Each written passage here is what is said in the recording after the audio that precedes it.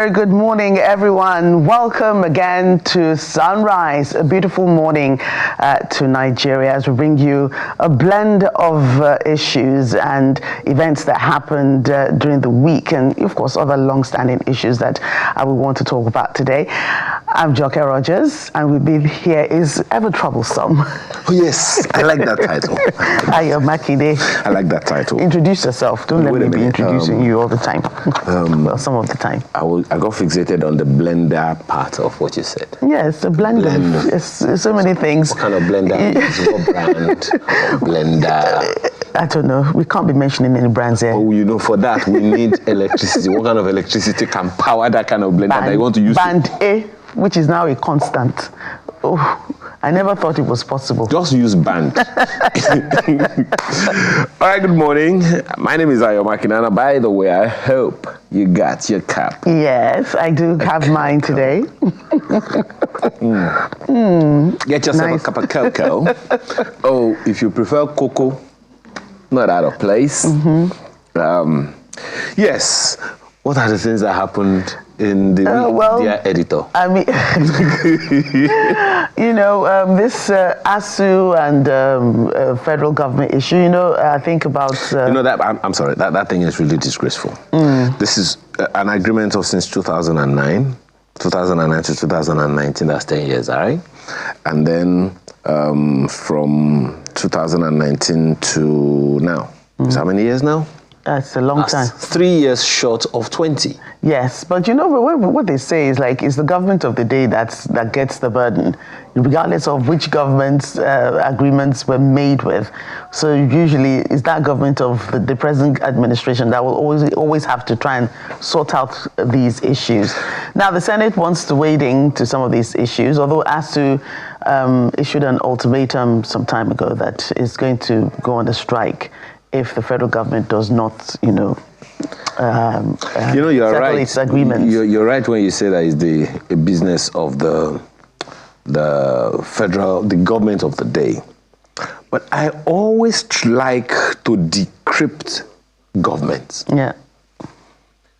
The president, the governor, members of the National Assembly, their jobs terminate in every 4 years. Yeah. Renewable 4 years for the National Assembly, non-renewable after 2 terms for the president and the governors, right? Yeah.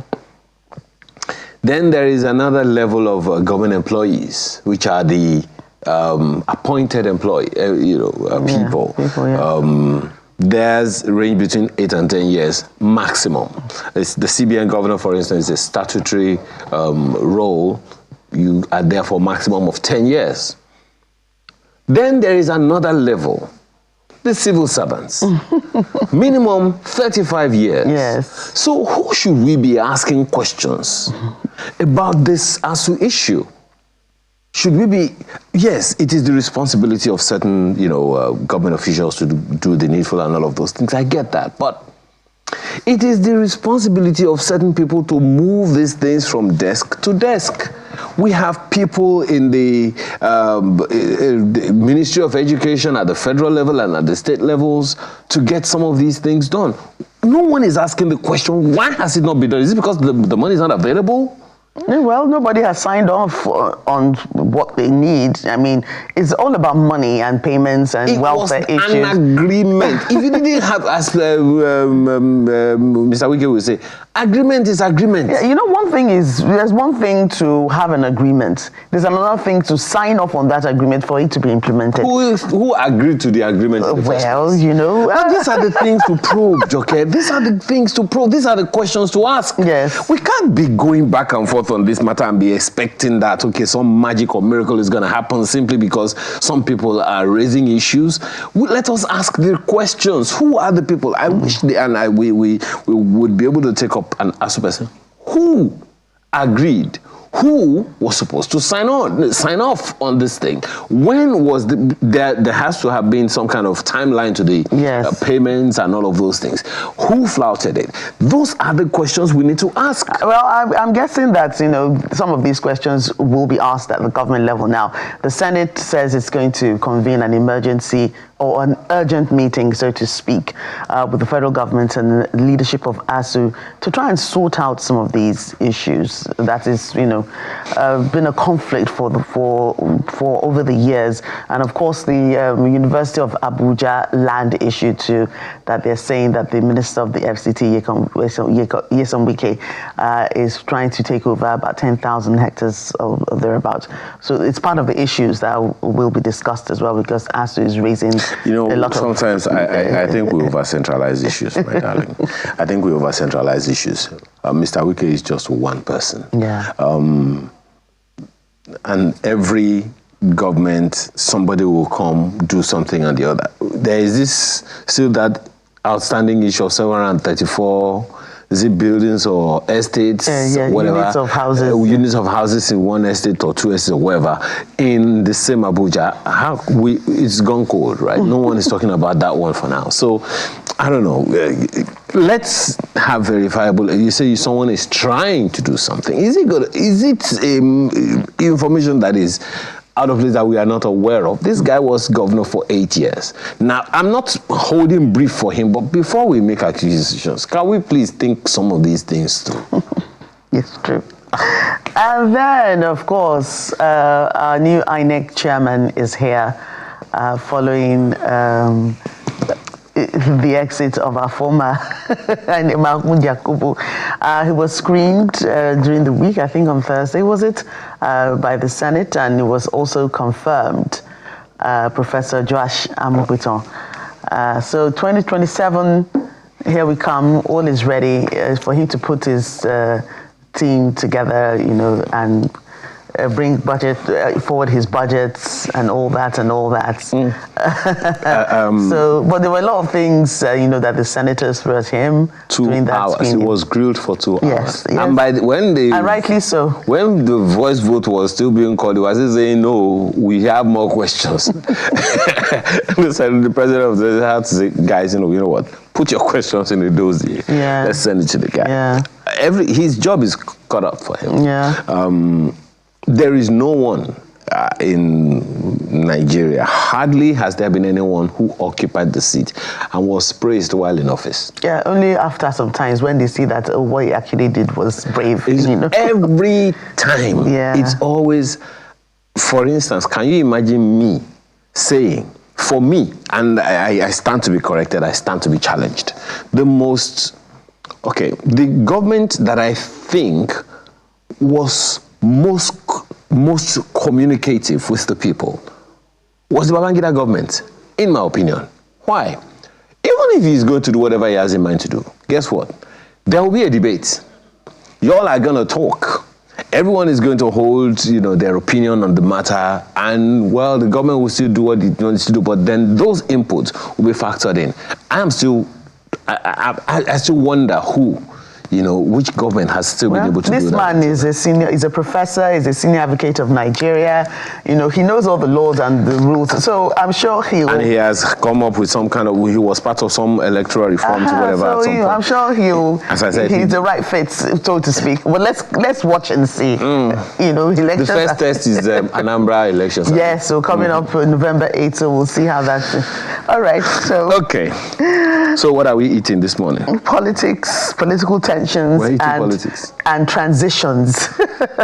Tensions. Okay, the cross-carpeting. Defections here and here. Okay, defections. People claiming that Nigeria is now becoming a one-party state. Then transitions from one Senate, from one INEC chairman to another. To another, yes, certainly. Anyway, and then food security. Yes. We'll be looking at that in the light perhaps of what happened in the course of I think it was on Thursday, the World Food Day. Okay. A couple of states celebrated that, of course, the federal government as well. Yeah.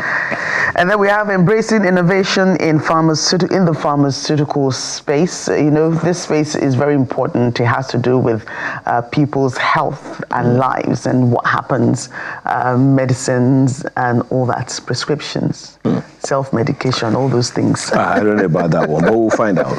And then on lifestyle this morning, we'll be talking about personal life audit. Wow. You wonder what that is?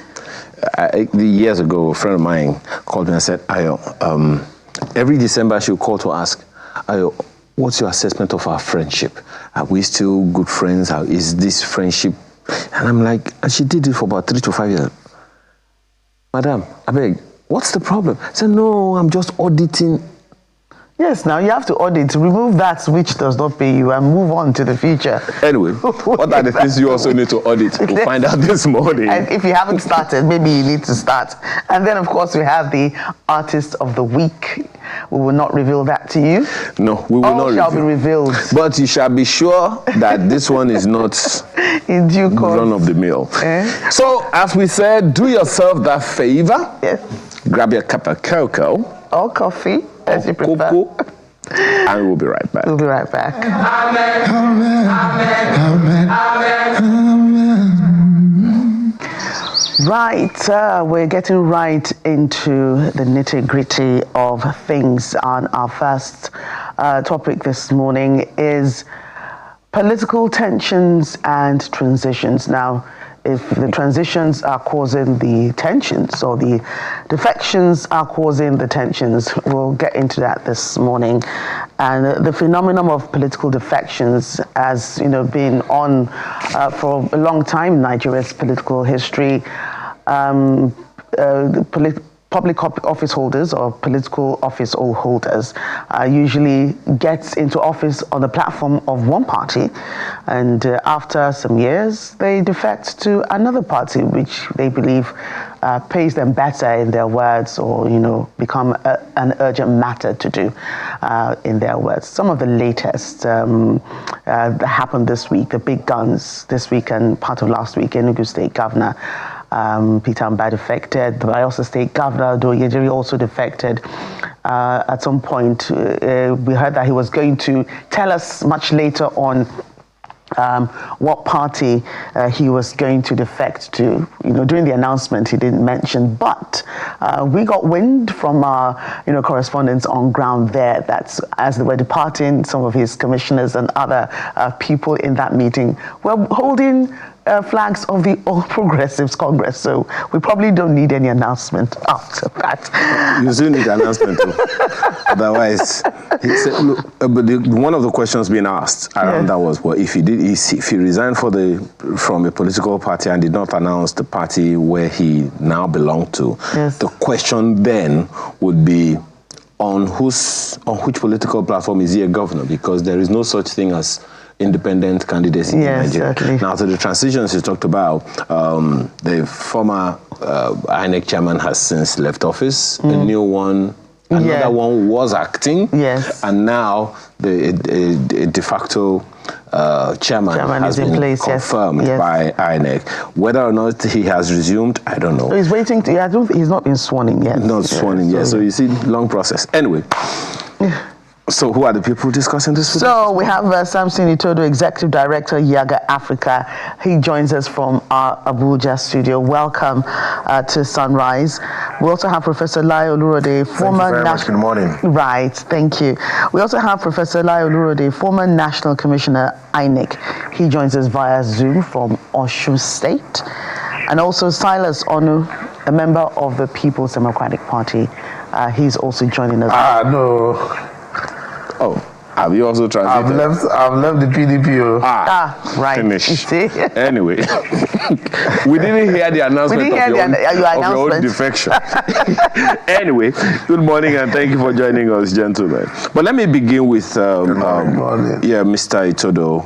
Or is this? I don't know whether it has become Dr. Samson Itodo now. Not yet. I know you are working towards it, so don't even deny it. Anyway, the challenge here, tensions and transitions, is what we are looking at. It seems like everything is happening, together at the same time. Politicians are moving from one political party to another, and then at the same time that the INEC is having a transition of sorts. Is there is it just a coincidence, or do you see anything playing out some metaphysical, level? Well, thank you very much, and good morning. When you look at what's happening in the polity, There's nothing different. Usually, the year preceding a general election or 2 years preceding the general election is always signposted with all forms of, whether you call them political negotiations or political tensions. It's not new. What is different for this particular system and this period is that the entire political system has now been put under pressure. It's been put under pressure as a result of several factors. On one hand, we are amending our laws and we're making and introducing remarkable changes that will alter timelines, whether they are around conducting elections on one day or concluding election petitions before swearing in. There are a lot of reforms, very strategic reforms with grave implications for the management of our entire political system. That's happening on one hand. On the other hand, you see this gradual navigation towards what perhaps will seem like a one-party state. And you talk about this cross-carpeting, because what has been reinforced is that the entire political party system of Nigeria has not evolved, it's not yet matured. And so when you see all of this cross-carpeting, it just tells you that we actually have a very weak party system in the country. You have political formations that exist for no other reason than just to field candidates and seize political power. That whole process of building, ideological convictions and consensus within the parties does not exist. And that's what you see. You see political formations that have absolute disregard for the tenets of democracy. They can't even uphold the simple democratic principle of respect for their own rules. And then on the other hand, you're also grappling with a governance system that it's not delivering to the people. And so you have this, this theater of absurdities building up to the 2027 election. So I'm not surprised. My biggest worry is that when all of these are happening, and the layer is quite fragile, because what you have is you're seeing trappings of fragility in different aspects of our life. It gives us grave cause of concern. And I hope that the political actors and those who are the driver's seat will put political stability, will put national interest over and above the parochial and primordial interest that seems to be the guiding philosophy of political engagement in today's Nigeria. Do you share the same sentiments, Mr. Ono? Well, I do quite agree with Samson, and I like to look at it also from the social contract perspective. You see most of these things happening because the citizens that have donated the sovereignty to elected officials, or these powers to elected officials, have no other rule in our democratic governance other than just voting. So they are not respected, they are not regarded, and their votes rarely even count. So that is why the political class behave the way they like. If not for that, I do not see any reason why a group of people will give you a responsibility because they believe they believe your ideological promises or align with your political stance, maybe the political party. Based on one of these grounds, they elect you, and then you become elected and assume a new role of even owning their votes. Like their decision now, you alone can make it. So you find a governor who is leaving a political party, not living alone. He compels the entire House of Assembly, even those in the National Assembly, local governments, commissioners. So what we see in Nigeria is that the political life of every other politician is tied to that of a governor. Because he's decided to leave, everybody will follow him. It tells you that our democracy is not only fledgling, it is decaying, it's dying. Without the employer having any power to control the employee or to determine the behavior of an employee, you don't have any social contract. It's dead. For the absence, and that is because, if you like can hear me, Mr. Ono, is it for the absence of the laws or the absence of political culture that these things that you're saying are happening? We have too many laws, in fact. We have too many laws, but are these laws couched or designed? Doesn't it also empowers the ask electorate? the questions around whether or not the politician, or rather Nigeria... I can't hear you. Can you hear me now? Yeah. Good. Isn't it also indicative that the Fourth Republic politicians do not have what one can call political culture, with which some of these issues could have been abated? I recall that back in time, in the Second Republic in particular, the ownership of political parties was general. Everyone who was a member had ownership because they contributed to it. But today it seems like people get into the political parties because they want to own something, they want to get something, not because they want to give. So I don't know if that is, in your opinion and from your experience as a politician, part of the problem. Certainly it is. Since 1999, with the beginning of this Fourth Republic, political party financing have actually been left to a category of party leaders. You hardly find a political party today in Nigeria that truly depends on membership dues. I don't think there is any political party in this country that depends on membership dues. One person is more likely to be the financier of a political party either in his local government, state, or even nationally. So when that happens, somebody will not be funding a party and then opportunities now come for him to plant people, and then somebody will come from somewhere and say, no, this is our party, we all have equal stake. It doesn't work that way.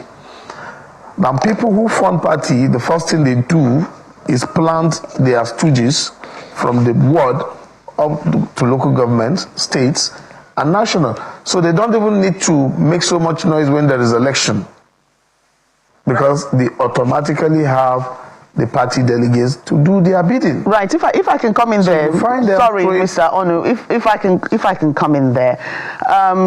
All that, be that as it may, Mr. Itodo mentioned something when he was speaking, and he said, all the, defections and party ownerships and all that, that's, when people defect and when they, realign with other political parties, regardless of the platform on which they won elections, they're going against, party rules. What are these party rules? Do they actually say, people can defect? Because if they do, it means that what the politicians are doing is illegal, but probably there's nothing in the rule books of those political parties that say that the politicians cannot defect, even if they were elected on the platform of another party. Now, these are constitutional matters. Under the Nigerian Constitution, there's freedom of association. So you can choose to leave one group to another. Even the legislative decamping that before now the court used to frown at, when you leave one political party to the other in parliament, the position was that you lose your seats. We have seen recently that even the court is holding back on enforcing the constitutional provision for members of the legislature.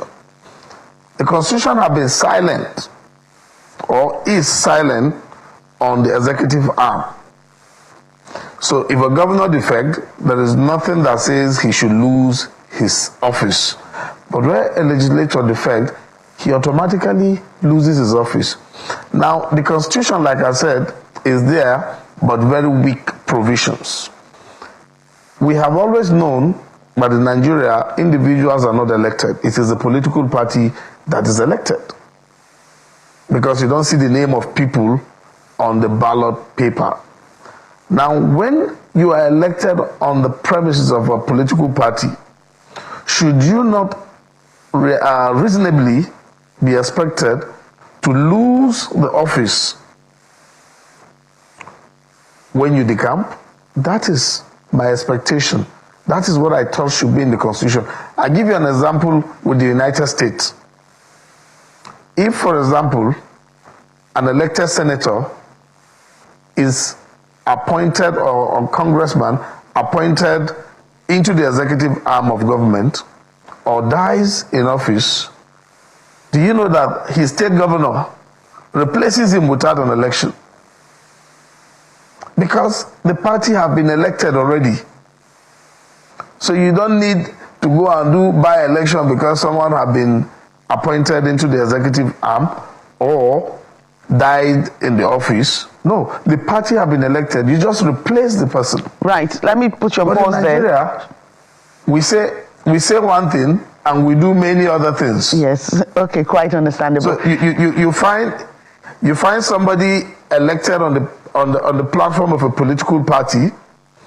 He gets into office. He no longer likes his party. There is no division in his political party, which is a ground in the Constitution for you to leave your party if there is division. They just wake up in the morning and declare that they have changed party. And the government, which is mostly the beneficiary of this decamping, encourages the flouting of our Constitution because they benefit from it. Right. And I tell you what, there will soon be redecamping. Yeah. There will be redecamping from next year now. Some of those that have decamped will redecamp next year. We'll have to wait and see, as you said. Let's watch and see, as you said. But Mr. Itodo, let me bring you in there. What do you think, of this particular issue?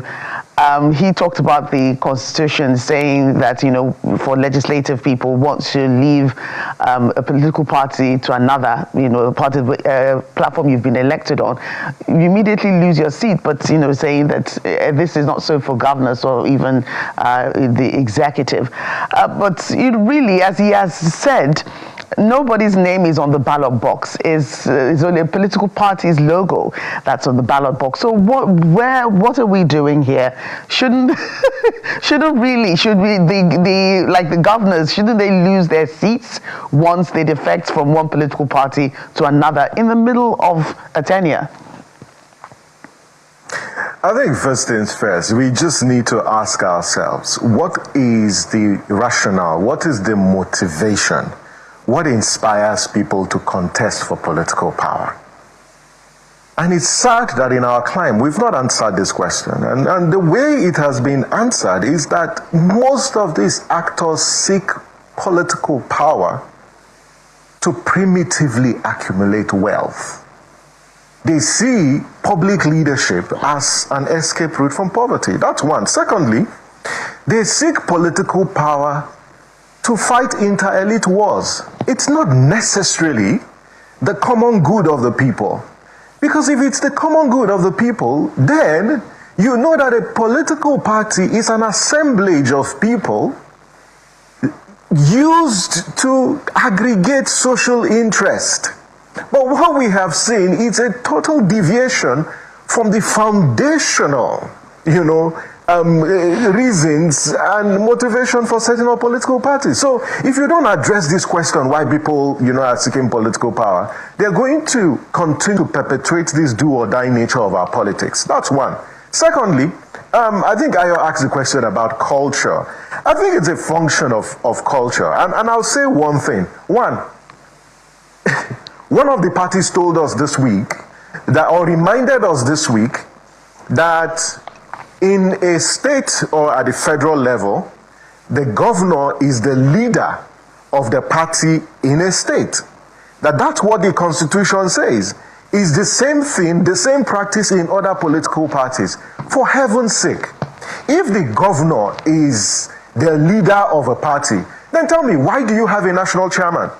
Because what you have within our own climate is that the supremacy of a political party is subservient to the interest and the dictates of the governor or the president. When you have this asymmetry of power, there is no way a party is going to enforce his rules, because what you have done is to say this individual, is above the rule of the political party. Just a quick and one, that's Mr. what's Itodo. responsible, for what you see, the misnomer. I like you to please confirm something. Just a very quick one. That thing that fellow said, is it true that the Constitution says the leader of the party in any state is the governor? Is that to me or to Yes, to you. It's to you. In the room? Yes, that's what we are told. But even if the Constitution doesn't say that, the practice has always been. Okay. No, I want to clear that part. Gratefully, both of you are lawyers. So, Mr. Onu, let's quickly respond to that. Is it true that the Constitution says that the party leader in a state is the governor of the state? Now, it didn't just say that. I will give you an example with the constitution of PDP, which is replicated across all political parties. The constitution of political parties in Nigeria, funny enough, are almost identical, because you need to subscribe to that provision as a requirement from INEC for you to get registered. So they are almost identical. Now, the governor is the leader of the party in his state. So what then is the purpose? Chairman is the leader of so the party what then is the government. purpose of the state chairman Now, of the party? Not only that. No, just a second. Let's clear that. What's the what then should be the function of the chairman of the party in the state? Is the chairman of the party is just sitting on the chair. He's just sitting on the chair to do the bidding of the governor.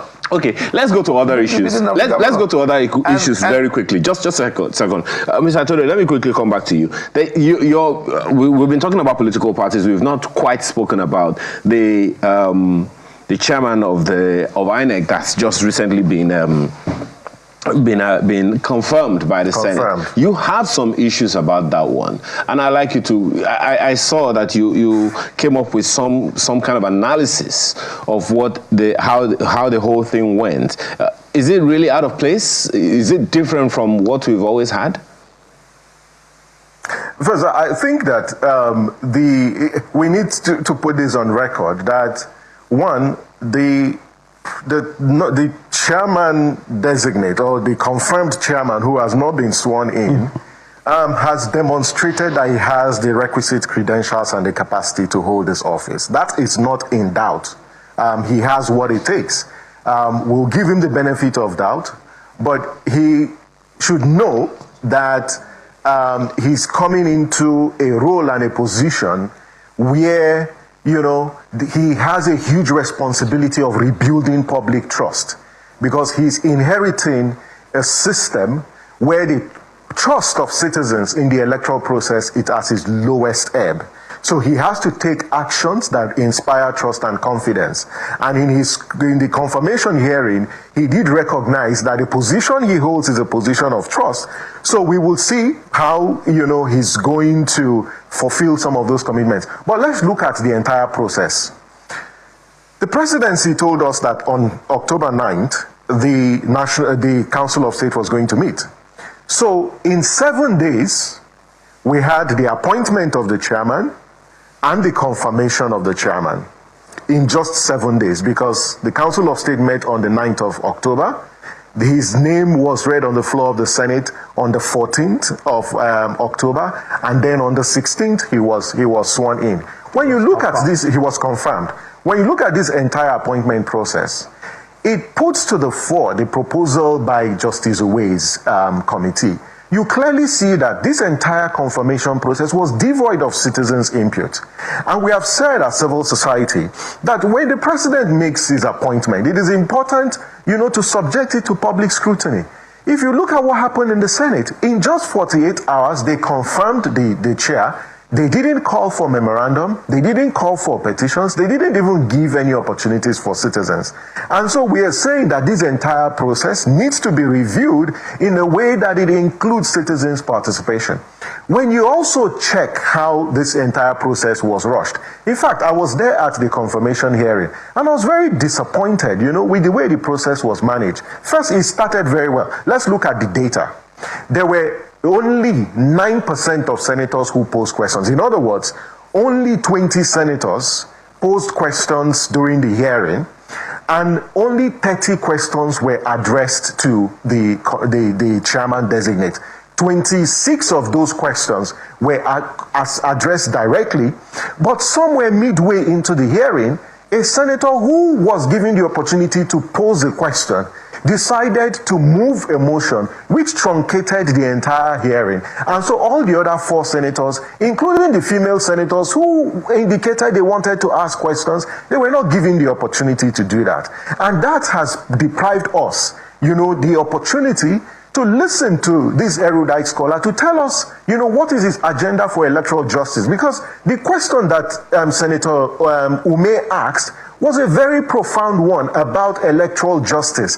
And here you had a chairman designate who is a professor of law, who has worked on election law, who is an expert. He would have told the nation, what he intends to do about the issues relating to electoral justice. But unfortunately, we didn't have the opportunity to do that. And we have concerns, with the way this process is managed. And we're saying, moving forward, it is necessary to review this appointment process. It needs to have citizens' input.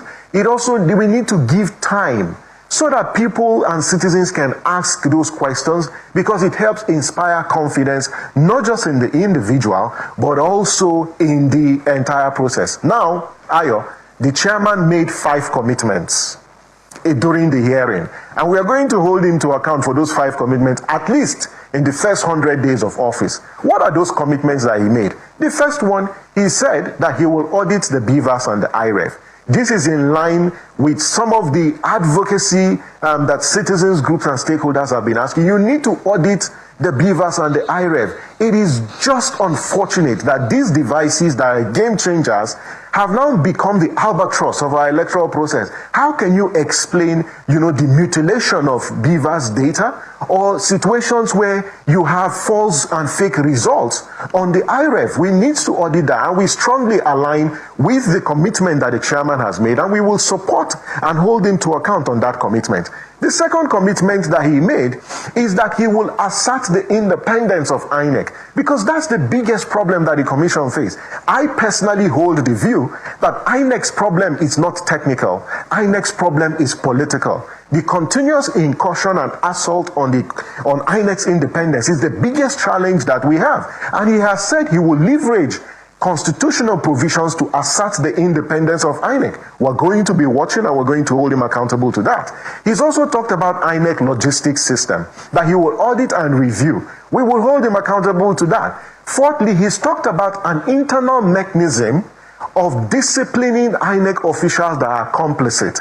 I think that we are excited with that particular proposal, because some of the senators asked this question: what do you do to INEC officials that rig elections? And he has said that he will hold them, to account. These are some of the commitments, that he's made concerning technology, whether it's using drones or increased technology. You clearly see that this new INEC chairman, is also tech savvy. And so whilst he's, depending on technology, but we know that technology is not a silver bullet. It has its own vulnerabilities.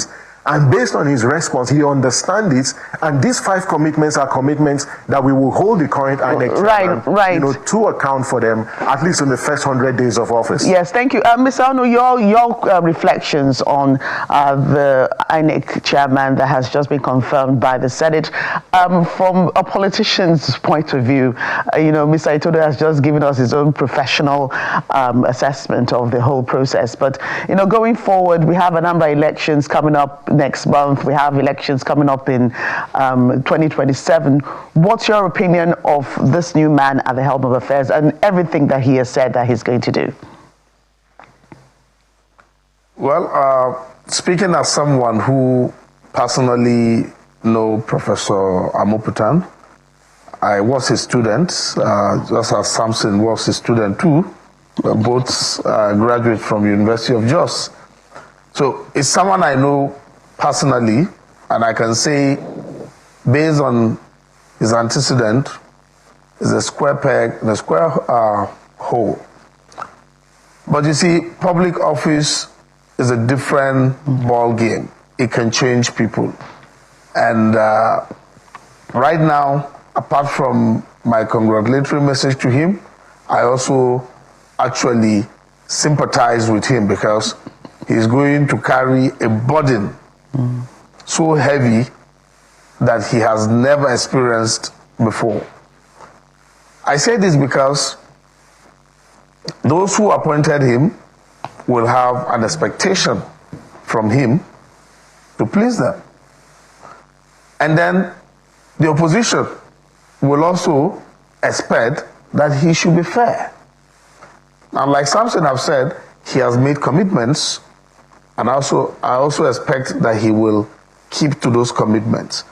However, I have been a long believer that INEC is not actually the problem of Nigerian elections.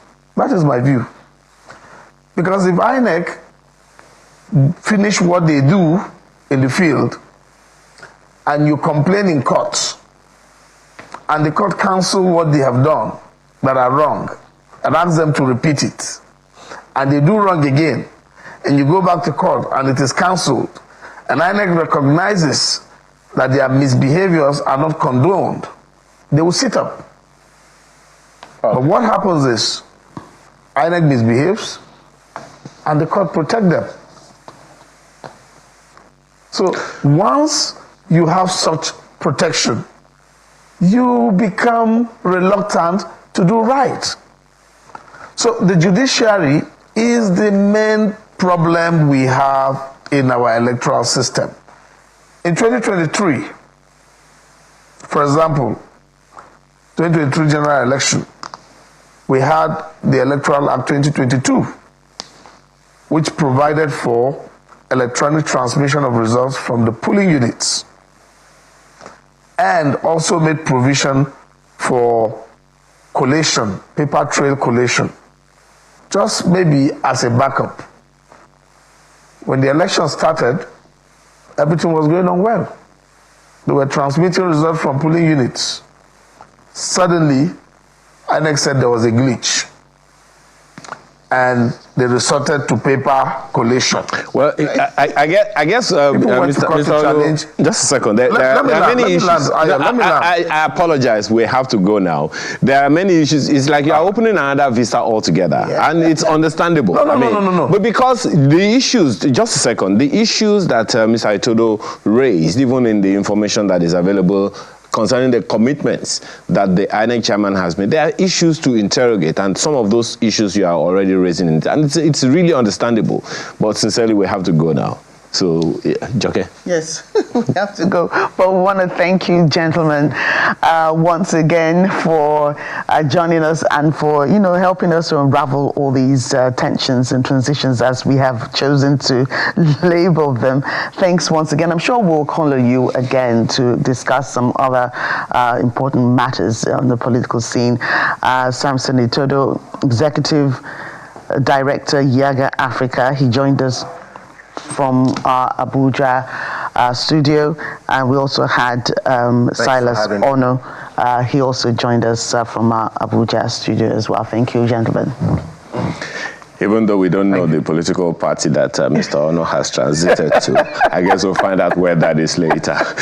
When we return, we will review the World Food Day that was marked about 2 days ago. Yes. Just stay with us. Yes, stay with us.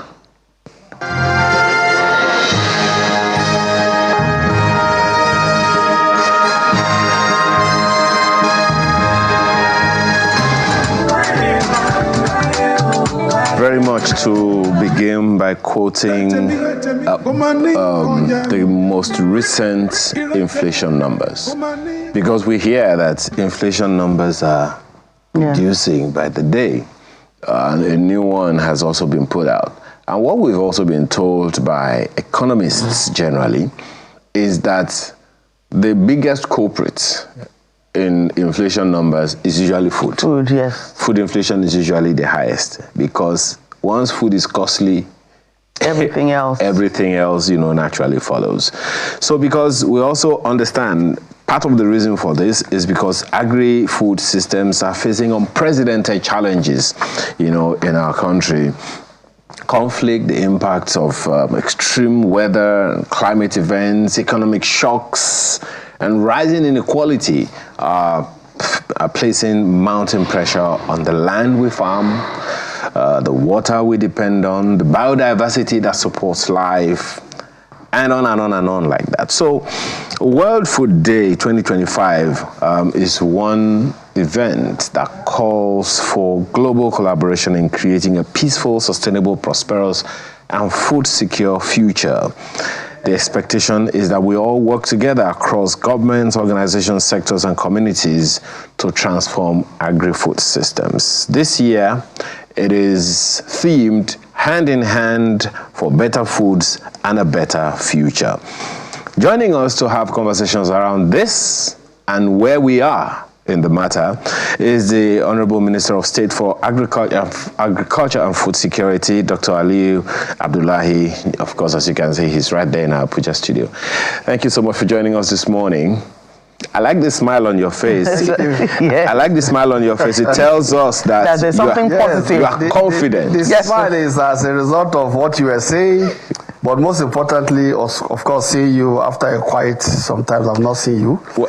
And I'm seeing that you're looking quite, clean and smooth. Nice to see you after all this while. Well, I will take that. Thank you for having me. I'll take that as a compliment and something to be put on a plaque and put up somewhere. But I wish every Nigerian, was as, you can look at every Nigerian and say, these people are as fresh. Precious. An estimated 673 million people are living in hunger all over the world. In some places, the diversity of food insecurity is overwhelming. I don't know what the numbers are in Nigeria, but the claim out there is that poverty is on the increase, and one of the things, the Southwestern proverb says, once you remove food insecurity, food poverty from poverty, you have removed poverty. And that's perhaps the example or the experience everywhere else in the country. What are the things that you can tell us now about where we are in terms of our efforts towards food security in our country? Well, thank you very much, Ayo, for having me. Good day and happy weekend to Nigerians. As it is, we are making progress, but in terms of where we are, I will try to distill some of this thing out. But let me say we are not where we really want to be. Where we want to be is aptly captured by the vision of President Bola Ahmed Tinubu for us to have a nation where no one goes to bed hungry. And I think in doing that, a lot of policy interventions have been put in place. Since 2023, he has already declared a state of emergency on food security, and we're still in that emergency mode, and we are doing all we can to see how we can reverse the trend. Yes, the numbers are coming down, but is that where we want to be? No, that's not where we want to be. We want it to be a number that is down on a sustainable basis. And so we are aware of the ups and downs, and we are doing all we can to bring in the drivers of stability while also working to ensure that our food system has increased productivity. Now, talking about increased productivity, one of the best ways we measure, because in most instances, some of the statistics being quoted are statistics that are quoted by people who are working for us. It's time for us to begin to take charge of what our own statistics are. And to that extent, the National Agricultural Extension Research Liaison Services in the Ahmadu Bello University has been empowered to conduct what we call the annual performance survey. And they've done that of 2025 rainy season. And the reports we're getting from that is, a positive sign. A positive sign in the sense that we are making some progress. We've moved away from some of the negative trends we have seen where production dipped as a result of so many challenges, but now we are getting increased production. However, this increased production is not sufficient. And when you talk about food security, we have to understand that is a concept that says Nigerians should have food available to them. They should also have food that is accessible, because if food is not accessible to you, food is produced somewhere, but you are sitting somewhere and you cannot access it. That is not food security. But it must also be affordable. And I think it is in the affordability, out of the entire equation, is the affordability question, because it's tied down to our macroeconomic policies, where affordability is tied down to how much you are able to afford or how much you are able to earn, in a manner that by the time you go to make your food choices, you are able to pay for it. But most importantly, we want Nigerians to have nutritious food that is also safe. Now, in terms of all of this, we are tackling then one program at a time, but of course, on a continuous basis and in an integrated form. For example, in terms of production, our Nigerian farmers, when you look at the yield is still low. And we've admitted the fact that yes, this low yield is a major issue, even within the context of the production level we have right now. Nigeria has about 73 million hectares of land, but right now we are farming only about 34 million hectares or thereabout. Now, even at that level, the productivity of the various crops being planted, the yield is still low. And we believe we just have to do something to up that yield. And I'll give you an example with a commodity that every Nigerian is very familiar with. You look at cassava. Nigeria has been the #1 producer of cassava over the last 30 years. Now, and the total production volume right now is about 60 million metric tons. Now, if you look at the yield, by the average yield, and when I say average yield, people should take note, is talking about the average. You take all various yields and then you have an average. Now, it's 11 tons per hectare. But we know there are farmers that are making 20 or even more than that. But what is the potential? The potential is that farmers can make up to even 50 tons per hectare. Now, if you triple or double that, it means Nigeria could be producing about 120 or even 180 if you triple tons, million metric tons of cassava. That itself can go a long way in creating employment if we are doing processing to produce, industrial grade starch, to produce even the gari we talk about at a scale, and even sorbitol and other byproduct, high quality cassava flours and the like. Yes. So we are aware of all of this, yes. And in the Federal Ministry of Agriculture, for example, we have put in place what we call the Root and Tuber Industry and Export Development Program. Right, if I can come in there, to ensure Honorable Minister, apologies. I mean, all that is good in the books. I can imagine that the ministry is doing a lot to do that. You quoted some statistics, a few minutes ago, surveys and researches and all that. But I know decades ago, before we had crude oil, funding our budget and other things that we were doing, agriculture was the mainstay. Every state in the country had a particular product or produce that they were known for, and we didn't need all these numbers to know that there was food in the land. We could see it. Everybody could see it. You didn't need statistics to know that there's tomato available, there's pepper available. It was there. So I wonder what's happening now. I know that a governor, like the Niger State governor, he's a farmer. He's very passionate about this. They call him Farmer Umar Bago, and he's doing a lot in his state to ensure that this farming thing it must work. What are we doing to ensure that without the numbers, we can see the food and it's not going to be expensive? Well, I think, let me say this for clarity. Everything I'm saying here, I'm not talking about books for the sake of books. I'm telling you about the reality that we are dealing with as a ministry. And I will tell you for a fact that, of course, like I said, the cassava example I took up, is simply that if you check what is happening, even in the global market, Nigeria's export is not a figure that you can reckon with. And if you check the price of gari in terms of availability and the cost, people are saying, oh, it's a bit high. Yet, if farmers are producing and it's not being processed, what happened? So we are saying that we understand where the problems are, and we are putting in place programs and initiatives to tackle those problems head on, with a view to ensuring that on a sustainable basis, we'll be able to bring down the prices of foodstuff for Nigerians. But the challenge there, just a second, Honorable Minister, the challenge here is the limitation of the federal government as opposed to what the states can do. I'm coming over to that. And I'd like us to go there, and here is why. You're talking about hand in hand, better, collaboration and all those things. And we have seen that as amazing and as exceptional as the initiatives of the federal government are, as powerful, as tremendous, humongous as they are, without the right partnership with the states, proactive partnership with the states, we're going nowhere. The federal government does not really have land like that. Every land from the laws is deposited in the states. So if the partnership between the federal government and the state governments are not as strong as they ought to be, then we will continue to have this problem. So tell us, what are the challenges with that collaboration?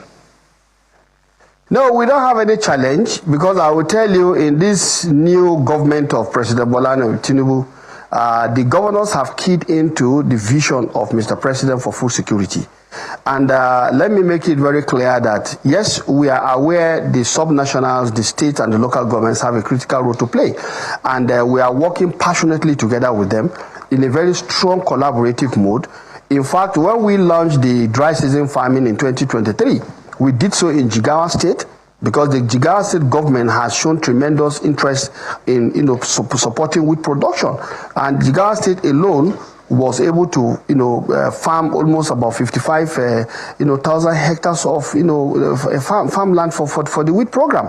Now, coming to my state, Niger State, of course, the farmer governor, you are aware, actually, brought in a lot of tractors, and mechanization is one of the low point of our agricultural production, where farmers are not having access to enough tractor. Our mechanization ratio is 0.27 hectares. Horsepower per hectare. That is too low. But with this injection of the farmer governor's tractorization program, through the Niger Foods initiative they are having, a lot of farming activity is taking place in Niger State, and communities are being supported to be part of the new revolution in agriculture. Honorable Minister, let me also just a second. If you look at Kaduna State, for example, let me land on this, because you asked about how well we are partnering. You are going there, and here is why. You're talking about these things, and I like the fact that we can say, okay, this is what the states are doing generally. Is there a map? For instance, in our country, that, okay, this state has an edge in this area, that state, for instance, you've talked about cassava. What state should we expect the most cassava from? What state should we expect the most rice from? What state should we expect the most yam from? So that maybe the state governments then will know that, okay, this is part of the global plan of the federal government, and this is a strategy that the federal government is putting in to ensure that, okay, if you can produce this much, and you can produce this much, and you can produce this much tomato, and that person can produce this much ginger, then we will have the kind of food security. So is there a map like that, Honorable Minister? Of course, these are all very factual situations on ground, and we have the maps to show you which state has more advantage in terms of what crop we're talking about. For example, we know the wheat producing states. When it comes to maize, we know which states are top in that. When it comes to cassava, we know which states are top in that. When it comes to yam, we know. All of these things are clear facts that we have on ground. And in our programming, we try to emphasize on how states should be supported to go for what is their own, both comparative, and then we now try to help them to have the competitive advantage. Because you must have, if you have comparative advantage, if you don't have the competitive advantage, sometimes it could be a disadvantage. So for us, we are looking at everything that is going to make it possible for us to increase the productivity of Nigerian farmers. Because one of the issues around food security is the cost. And earlier on you talked about, you acknowledge the fact that when food prices go up, every other thing tries to go up. And in the ministry, for example, we have even gone deeper into even look which of the food items is usually a core driver of this increase in food prices. And we've come to realize it is tomato, onion, and pepper. These three commodities, we've tagged them as inflation-sensitive, crops. And we are having a definite program right now in the ministry targeting them. And remember, we are in the rainy season now. Usually, the price of these commodities usually go high. But you can see we've been able to stabilize the price because of the interventions we have taken in working together with the tomato, producers, in working together with the onion producers and all the other commodities. Right. So, in essence, what am I saying? We are aware of where the problems are, and we are working in a systematic but whole of government approach to ensure that everybody is brought onto the table, the private sector inclusive. And let me say this, President Bola Ahmed Tinubu has, actually approved the establishment of what we call the Presidential Food System Coordinating Unit in the Office of the Vice President. Here you have the private sector, here you have the state governments, here you have the local governments. We all come under that table to look at common issues, profile common solutions, and then we'll go back to ensure how we can get things sorted out on the ground. So there's quite a lot we are doing. And in our own statutory, system also at the ministry, we have the National Council on Agriculture and Food Security. And I think in some few weeks from today, we are actually going to have the National Council early November. So we are looking at everything. And remember also, we have said we are now promoting all year-round farming. And because we are promoting all year-round farming, we flagged off distribution of inputs, agricultural inputs, to support farmers.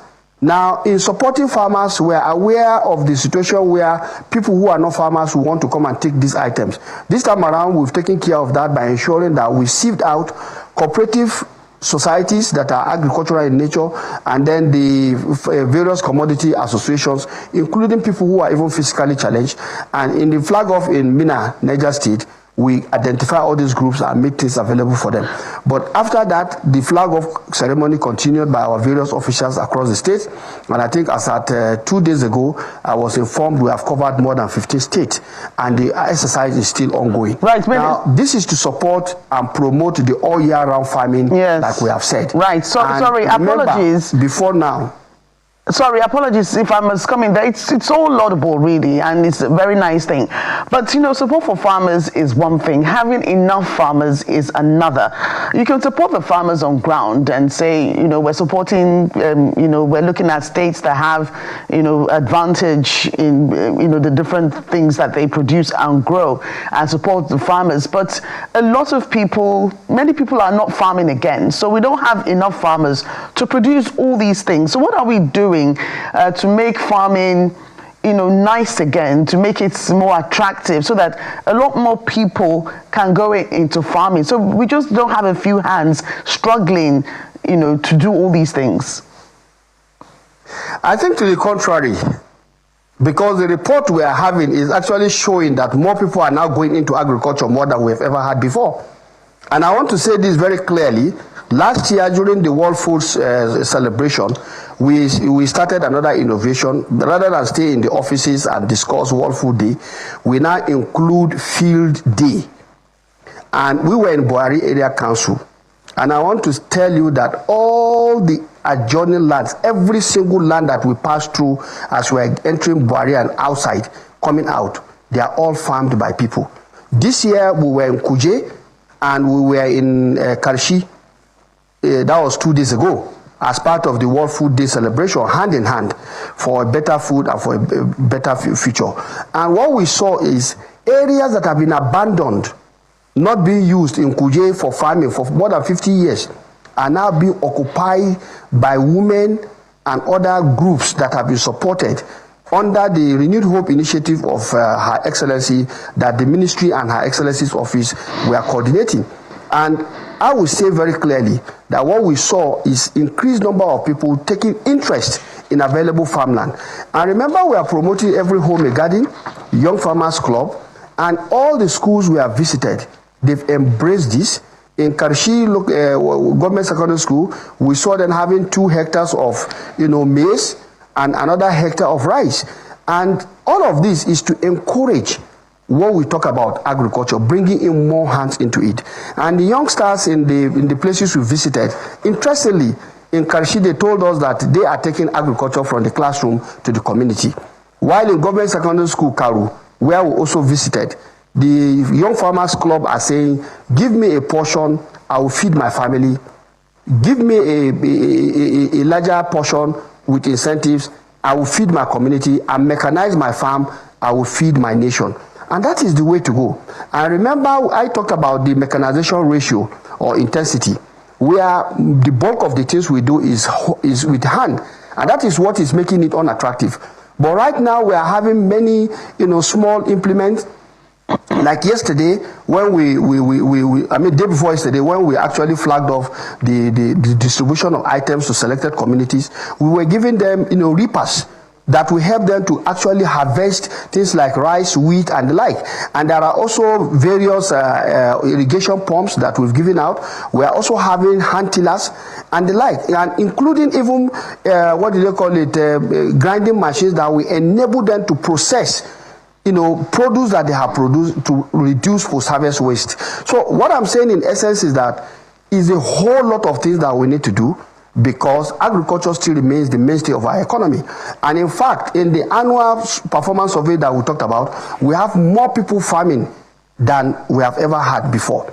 Because people now realize that, yes, I can go back to farm, at least produce something for my family and to reduce my own cost of living. Okay. So basically, the stimulation, the inspiration of President Bola Ahmed Tinubu for us to go back to land under the Nigeria First policy, which in the Federal Ministry of Agriculture we said is, let's produce what we eat and eat what we produce. Okay, that is what we're encouraging Nigerians for. That raises a question. Doing everything we can to support the entire activities across the value chain. That raises a question that I'm sure you are aware of. There is this assumption, or rather, word out there that foreign rice, for instance, is cheaper than Nigerian rice. Now, that definitely is something troubling. And we also know that there are a good number of farmers who are advocating that Nigerians should consume more Nigerian rice, for instance, as well as a good number of other stuff. We've had news from time to time where even economists come out and tell us that sometimes imported stuff are cheaper, more affordable for people than what we have that are produced in country. Is this something you are aware of? I hope you are. What could be the reasons for this, and what would be your advocacy?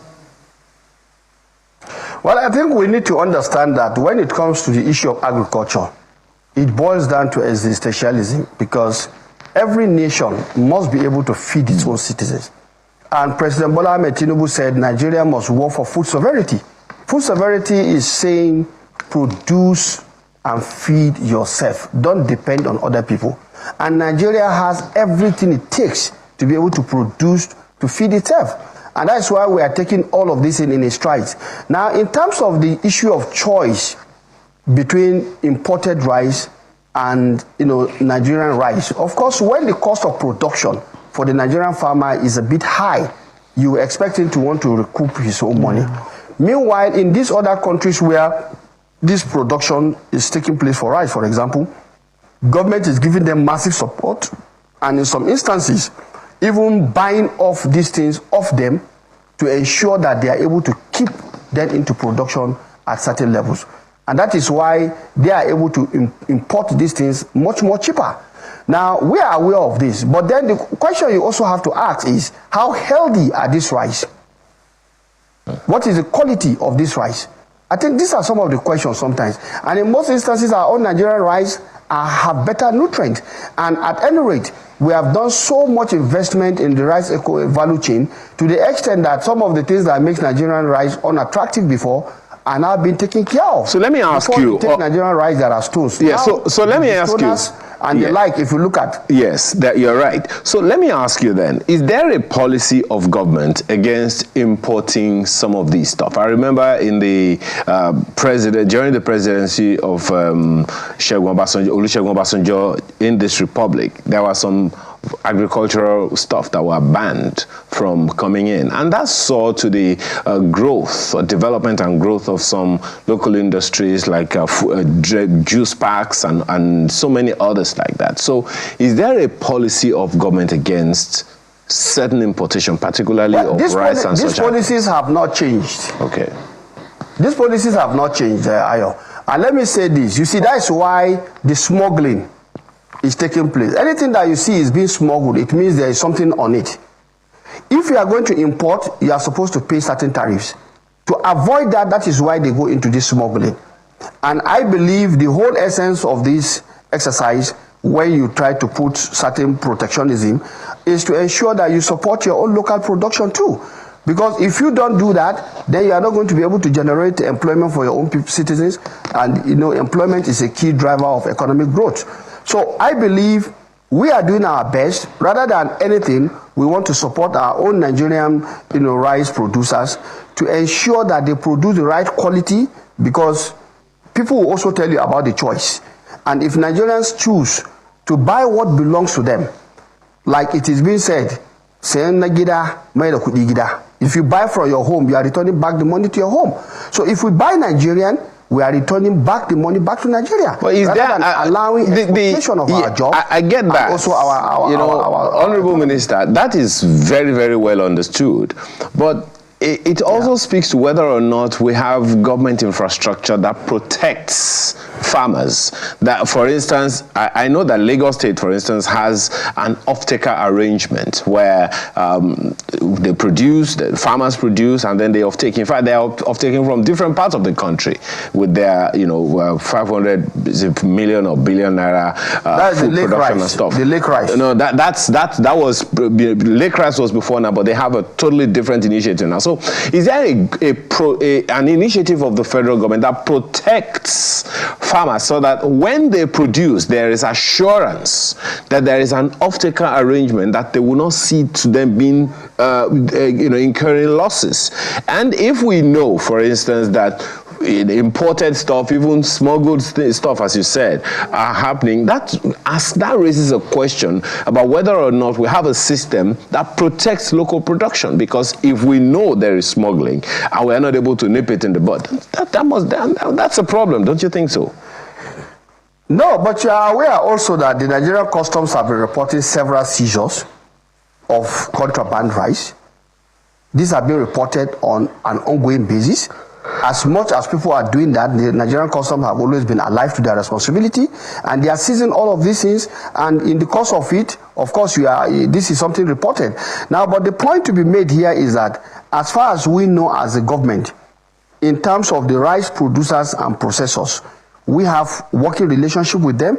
And when this government came on board, we actually took the bulk of their own supplies to ensure that we are able to cushion the effect of the price. And so these are work in progress, and we continue to support whatever it is that is necessary to ensure that food is affordable to our citizens. So it's work in progress, and there is no one-off event on this. It's something we'll have to continue to do. And in terms of the number of processors, a number of them have gone into that, and all we need to do is to continue to support them. And you are also aware that in many instances, state governments and other philanthropists who actually normally order these things, they order these things from Nigerian, processors. So it's still work in progress, and I believe we have made some substantial progress in this, and we'll continue to sustain that progress. Perhaps one of the challenges that you have to contend with, Honorable Minister, is how we carry people along for them to own the process. I can't even ask you to speak to that now because we are out of time. But one of the issues, really to address is, I always talk about communication because it's always a problem. We push out the information to the Nigerian, but they don't own it. And if they are not able to own those questions, it raises a number of other issues along the line. We'll keep tabs with you, Honorable Minister, to ensure that whatever fantastic initiatives you have, we're able to help you achieve them. Thank you so much for your time this morning. Just in closing, let me just make one point. You have 30 seconds, Honorable Minister. Everything we do, we ensure that the Nigerian farmers are taken along. We have a robust stakeholder analysis, and we bring in anybody and everybody that ought to be brought in, so that together we are hand in hand working for a better future and for a better food system. Thank you so much for your time, Honorable Minister of States, Agriculture and Food Security, Dr. Aliyu Abdullahi. We appreciate your time this morning. Well, the next thing we want to hear now is, okay, as a result of this conversation, the price of tomatoes has crashed. No. I think although, yeah, sometimes when you go to the market, they will tell you this is crashed and that is crashed. But usually people, especially those who sell, the off-takers, usually like to hang on to the high price of stuff. Even if we say there's more in the market now, the price doesn't usually go down as much as you want to, because everybody wants to make as much profit as possible. So I wonder if part of these policies that we're talking about, part of these supervisory, methods, should see that the markets actually reduce prices as they ought to be, like not just hang on. For instance, now when you see some of these Muslim festivals and the prices of ram and all that, of course it goes up because of the festivities. It's understandable. But if you go and buy in the north, it's not as much as you buy it in Lagos. And I was having a conversation with someone involved with that process, a family member, that said that some people say they rather take their rams and cows to go and sell in Lagos because they can sell it for a higher price than if they sell it where those animals are being reared. Perhaps the issue there that I want to believe that particularly farmers, because when we talk about farmers, our head is talking about the hoe and cutlass guy, yes. And now even the mechanized guy, food crops and all those things. The poultry owner is a farmer. The piggery owner is a farmer, and so maybe if we understand it that way. But that raises questions about the logistics of moving stuff from place to place. It's the problem that has been there for a very long time. I'm hoping that our next guest, who is a farmer, will be able to discuss some of these issues. Jerry Tobi Olarewaju also joins us in our Abuja studio. He's a farmer and agribusiness strategist. Thank you so much for your time this morning. Strategist. Mr. Good morning. Yes. You heard the minister, for instance, talk about some of those things. How do you respond to some of the issues that the minister spoke to? Yeah, thank you very much. Good morning, Nigerians, and happy weekend. Great to meet you, sir, again. So for me, I think we need to actually understand that, as you said, which is very important at the end of the day, that communication of all these programs, all these supports that the government is doing is actually very, very important. Young people like us are actually very interested into coming into the space.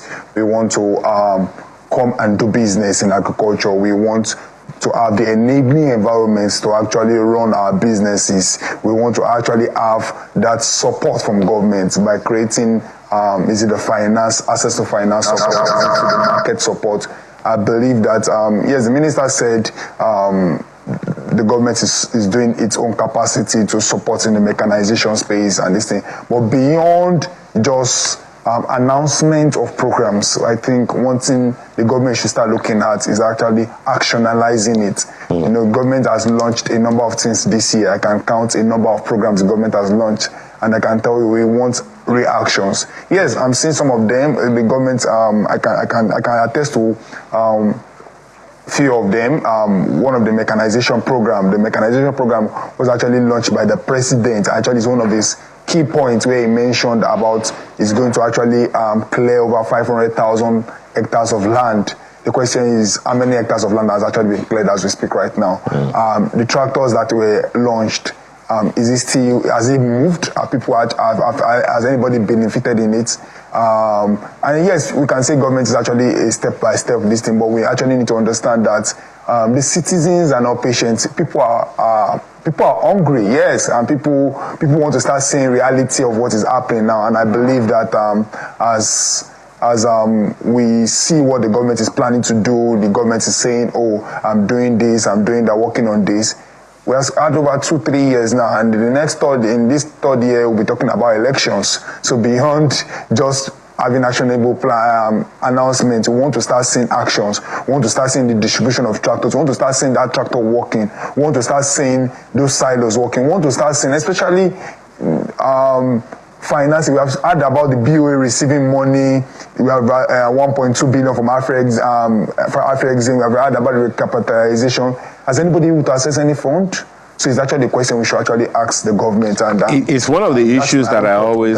It's one of the issues that I always raise, because while wonderful work is being done by the various governments, federal, state, and all, if people do not know that these wonderful things are happening, it raises a question about whether or not they are even happening. But speak to us from your own experience. The issue Joke and I here were discussing before you came on is that people would rather take produce, their farm produce, from wherever they are to economically, viable areas like Lagos, like Abuja, like maybe even Port Harcourt, because they will sell it for higher prices than if they stayed where they were. Can you speak to that? Because in a way, that definitely affects the prices of food. And it makes it difficult for people to say whatever government initiative is coming up with is working, because food prices are not coming down as perhaps even the federal government or state governments themselves expect them to.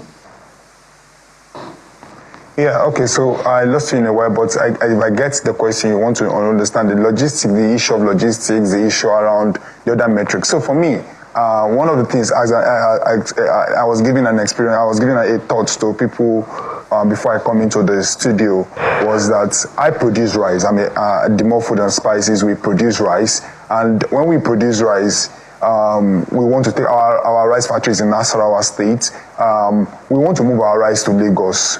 The cost of logistics is actually one of the things that causes the high cost of rice before it gets to Lagos. The different prices of local government levies on the road, the cost of around people collecting when you get to Lagos, before you can get to Lagos, a number of payment has been made, so increase the cost of the goods. Even to our small spices and everything we actually do, it actually increases the cost. And for me, I think so. It raises the question. My apologies. I sincerely apologize, Mr. Olarinwaju. Why Lagos? Why not Abuja? Why not states nearby? Because if you intend to move it to Lagos, as you said, it is natural that the prices are going to increase. So why Lagos? Why not other areas where they also need this produce? Perhaps another way of answering that, asking the same question would be, do you think an off-taker arrangement with a state government would help? So the burden of logistics is not on the farmer, but on off-takers. Yeah, I think that's actually a very good one. If the state government are actually very interested, we are just having very few state government that are actually very interested in agriculture. Yes, a number of them have actually started taking action. See Lagos, through their Lagos Food Up, and actually, which I'm indeed happy, if the Lagos State Food Up can actually take off the off-taker agreements with different production sites. Like if you come to partner with the Nasarawa State government, or partner with the Nasarawa State businesses and say, okay, every rice you produce here, I'm going to take it, go to Kebbi. Every rice you produce here, I'm going to take it, and forget the logistics. How we manage the logistics to actually be able to give my citizen the price, my state residents the price of rice, even at cost of the factory cost. So it's actually very important for state government to actually look at that, to actually reduce the cost of food production, food costs to the citizen of this state. So it's a very, very amazing initiative. And I think, I see someone like Abuja, I've been asking this question. I've not seen any definite plan on agriculture for Abuja. Abuja, yes, there's infrastructure going on. There's amazing road network, lights, street lights. But the cost of food is actually very important also for people residents in Abuja. Okay. We have people in Port Harcourt. Yes, they don't have the land mass to actually produce enough crop products there. can the state government actually create a plan and say, oh, to reduce the cost of food in Port Harcourt, can I have an off-taker agreement with my neighboring state, Ebonyi State? Ebonyi is actually one of the biggest rice producing with Anambra State. Can I have a partnership with them and say, oh, every rice produced by there in the Coast-Charis and every other small mills that actually have will off-take it and actually make it's cheaper for my citizens. So I think it's actually very, very important for state government to actually take up initiative. And these things are not no-brainer. It's not a rocket science. Create an initiative. Partner with these guys, buy from them, sell to them. It's a business for the government. It's even more income generating revenue. You have understated the importance of the hand-in-hand initiative of the World Food Day 2025. Well, we definitely will keep tabs with you and others like you in this field, because food security is the number one security. Because even if you have to flee and you don't have enough energy, you can't flee. Thank you so much for your time this morning. Jerry Toby Olarewaju is an agribusiness strategist and farmer. We appreciate your time. Thanks very much. Now, one of the things we have heard is that food, it should be your medicine, and medicine should be your food. We understand that's something said by Socrates. But then we now have medicine. That is part of our conversation next.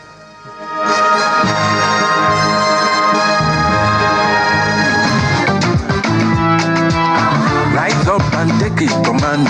And now we're talking about medicine, as Ayo just said before we went on that break. We've spoken about food and its importance, and of course medicine is also important to the human body, because there are a lot of times certain things happen to you. You know, we talk about toxins here and there. The body is supposed to function as God has placed it, but then there are times that it needs help with a lot of things, especially, you know, when we're sick and we're ailing and some things are not just right. We expect them to be set right. So, pharmaceutical innovation, you know, acts as a catalyst for national and continental development by fostering economic growth, improving public health, and building local capacity to address health challenges. That's what the pharmacists and pharmaceutical societies and associations are for. Now, this requires strong innovation system with collaboration between universities, government and industry, as well as a supportive regulatory environment. By moving beyond simple drug manufacturing or distribution to R&D and local production of active pharmaceutical ingredients, countries can reduce reliance on imports, create high-skilled jobs, and develop some specific treatments. I know that Nigeria has been in that conversation for a while, talking about producing our own medication vis-a-vis, importing them from other countries. Now we have to discuss this in the studio with us today, the Secretary General, Nigeria Academy of Pharmacists, Lekan Asuni. I hope I got that right. Yeah, you got it right. Thank you. Thank you so much for joining us on the program today. It's interesting to know that where Nigeria has, where we are at this point in time in our lives. I know that there was a particular time, I think it was the NAFDAC DG, that was really championing Nigeria producing its own medicine. There've been a lot of testings and what have you, especially where you have when we're doing all these vaccinations, especially when we had, all these diseases that were coming up globally and all that. But, for a country like Nigeria, I'm not sure how much we're still doing now. There are a lot of pharmaceutical companies coming up with a lot of, drug and medicine production and all that. But where are we now? In the last segment, we talked about food security and sustainability. Where are we in terms of, medicine security? Let me put it that way. Before I come into the other flow of issues that we want to put across today. Okay, so thank you very much. When you talk about medicine security, I think it's a journey. It's not a sprint, it's a marathon. We've made considerable progress. It was a wake-up call for quite some time, but it became more glaring to all during the last COVID, when the essential medicines that we could use, that we were heavily dependent on importation. We weren't able to import them because those other countries, their priority was to themselves and all that. So it became more a priority. I think prior to now, our level of imports was like 70% of our needs. And now is dropping to like about 60 to 50%, So the level of local capacity utilization and fulfillment of local medicine requirements has moved to about 40% now. So quite a number of initiatives are underway to ensure that we have medicine security. That is, we're able to fulfill the domestic requirements for our medicines. There's a policy framework, a very long time, national drug policy, which states that we must strive to meet 70% of our local medicine drug requirements locally. That aspiration has not been followed through. So you have NAFDAC. They have drawn a roadmap. There are some essential medicines that people has been available for several decades, 3-4 decades. And they've come out with a policy that, look, some of those drugs, we have capacity to manufacture them locally. They're not rocket science. Right, but isn't this an issue of trust too? Yes, it's one thing to say, manufacture drugs locally. We had eye openers, like you said, COVID. We're heavily dependent on imports.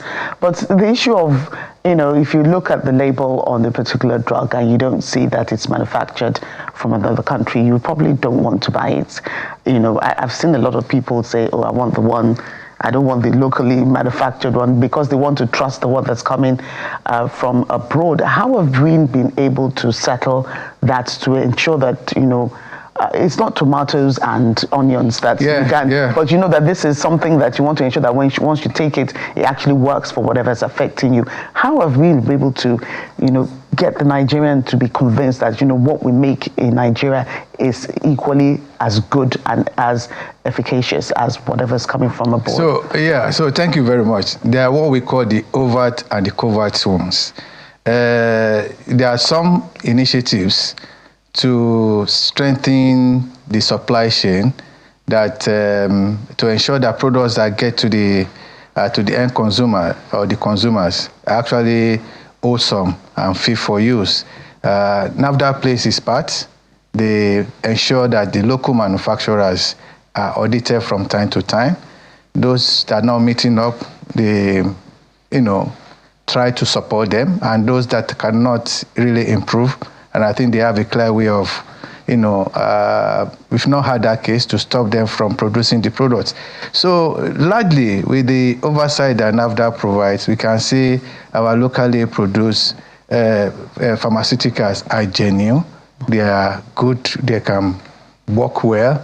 That's not to say that we don't have fakes and counterfeits, which are largely with the imported products, and some products that locally people see them as fast-moving, and they try now to counterfeit them locally and all that. Okay. And they try to, combat that. There have been several measures taken to secure the supply chain. So on the very fast-moving products, they've introduced some measures that you can confirm the authenticity. They've deployed technology that you can confirm the authenticity of those products at the point of sale. The distribution channel is being sanitized so that any outlet that you go, you can be sure that the products you get there they are genuine. So open markets are being discouraged. You now have what we call coordinated wholesale centers. You have one in Kano where it's a mini market, but it's regulated. NAFDAC is there, custom is there, all the regulatory agencies are there, and people have their shops and what have you. So we continue to strengthen all that to ensure that wholesome products are available to consumers. Of course, what I advise is that Nigerians, if you see something, say something. So if you are unsure of the products you are buying, you should be able to contact your pharmacy. You should be able to flag it with appropriate authorities to investigate, because there are agencies with mandate to survey, outlets to check if or not some products are stocked or are being offered for sale to consumers. So we all have collective efforts to ensure that products that we consume are wholesome and all that, to complement what government is doing. Talk to us about the initiative of the Nigeria Academy of Pharmacy, particularly in the area of pharmaceutical innovation. So innovation for sure. When we talk about innovation, it basically refers to new or improved medicines, vaccines, and diagnostic kits and what have you, so that they improve healthcare, they improve quality of life, they reduce disease burden and what have you. And when you look at this, increasingly, most developing countries are seeing this not on the point of health alone. They are seeing it as something that could bring about economic diversification. It could reduce, import dependency, self-sufficiency, social security in particular. So for us at Nigeria Academy of Pharmacy, our mission is to be the think tank for pharmaceutical leadership, innovation, education in Nigeria. So it falls within our key priority to be a think tank on pharmaceutical innovation. There's when Joke was asking questions around of you the other time, she mentioned food and agricultural. Was our friend NAFDAC. She mentioned NAFDAC. And I remember March 2020, if memory serves me right, the DG of NAFDAC, we asked her a question on this station. She raised the issue of medical insecurity, if we can, or pharmaceutical insecurity, if we can put it that way. And drug insecurity. And one of the things that she was saying, look, the active ingredients were not in Nigeria. You have also spoken to it. And she said two things. One, the fact that we need to jumpstart phytomedicine as a major low-hanging fruit for us as a nation. Phytomedicine. As a low-hanging fruit. And she also underscored the distance between the efficacy or the claims of efficacy of phytomedicine and research. So do you think we have moved the needle in bridging this gap, if you agree with her? We have moved the needle. We have moved the needle. It may not be very obvious to most people. I think what is lacking in phytochemistry is the potential is huge. That space is largely unregulated, and most early players there have been very frontal with all sort of very viable, no evidence-based claims. It's like you can do everything. So what NAFDAC and a couple of other agencies, including government, have done now is to bring out about a framework so that all these products, they can apply for registration. Those claims can be validated, and what they communicate to consumers are what the agency actually licensed them for. I'll pause you for a bit and you continue. Now, Yeah. here is why. I'm almost certain that every adult in Nigeria today used one phytomedical, whatever or the other, that their parents gave to them. Herbal medicine here, Yeah. a little leaf here and there, Yeah. that were efficacious back then. Back then. Without regulation, without dosage and all those things, just continue to take the agbo, you'll be okay. Yeah. One way or the other. So now, if it worked, the challenge was regulating them, dosing. Dosing, them. yeah. Now, we need to fast track the research, because clearly what you're saying, it is not in doubt that these products have efficacy. Yes. It's for research to match the efficacy. So what's the challenge? We know that NIMA is also working on it. What's the challenge? Yeah, I think they are doing so much because, for one, I know that the Honorable Minister of State for Health and Social Welfare set out a committee on, unlocking the potentials of phytochemistry, and I happen to be a member of that committee. And you see, it's no rocket science what's going to happen. We have this. It's like you have lists of thousands and thousands. But if you want to, if you have to win this game, you have to, prioritize. So part of what government is trying to do is have a robust database of all the various work that has been done, right?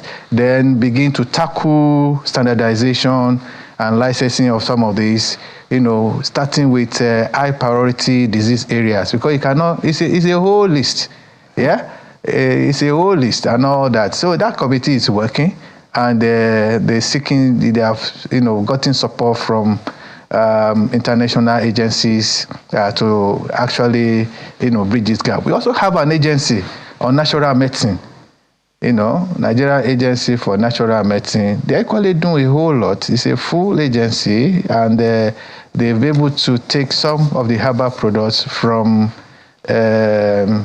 what is known for to what is not available, what it can be consumed safely. Yeah. So for us at Nigeria Academy of Pharmacy, we are actually working in that direction. When you talk about innovation, we setting up a research and innovation center, and part of the low-hanging fruits that I've identified is phytochemistry, natural medicine. Seeing how we can be thought leader, trying to, support policy framework, trying to, put a framework for deciding on the, priority areas of focus, providing support for commercialization. Because you see, some of these too, even when they discover, to take them to market, it's equally, a big challenge. Part of the advocacy too includes looking at the intellectual property. If I can just go back in my university days, quite a number of my lecturers, because I studied pharmacy, and the one arm of pharmacy is about this phytochemical, we call it pharmacognosy. That is drugs of natural origin. And they do so many lab works to see, okay, you say this can cure malaria. We go to the lab, we look at what actually is responsible for the anti-malaria. And by that they're still doing their own work, the work is being taken over somewhere else. And I can tell you, one of the great works that came out of my faculty in Ife is the anti-sickling medicine by late Professor Shofowora. It's from one chewing stick, they call it in Yoruba Oriata. I don't want to call the botanical name. So he did all his life on that, but we're happy that now it's been taken over by one of the indigenous pharma companies. They are the one manufacturing and promoting it and all that. So there's progress being made, and I think there's huge potential in phytochemistry. Right. I do know that, when we talked about, we referenced at the time of the COVID, when we first started, and how all the countries had to look inwards to see what they can do to improve their own health systems and, of course, their own medicine consuming medicines available. I do know then that one of the UN agencies, the WHO, was looking to different countries, to be a hub for production of some of these what do you call it now? Vaccines and all that. And I know that I think South Africa, Nigeria, and what have you were named as some of those countries. But now, looking at the African continent, we've been saying that we should have leadership. Nigeria is one of those countries that Africa looks to take a bold step in some of these things. And we're talking about advancement in pharmaceuticals. Africa is a resource-rich continent. Yeah. I was going to ask when you were talking the other time that do we have all these natural resources that we can use to produce some of these medicines without even looking to the outside world. We don't have everything, but we have a majority. If we look, we will have something similar, that Asia has, that South America has, that this one has. Some of them they bring from us and they regrow in their regions and all that. So how do we have an advancement as how do we implement pharmaceutical innovation ecosystem in Africa such that we can look inwards and we're not dependent on any other continent to be able to produce what we know that we already have. Research can help us overcome that. Yeah, okay. Yeah, thanks. I think for innovation, for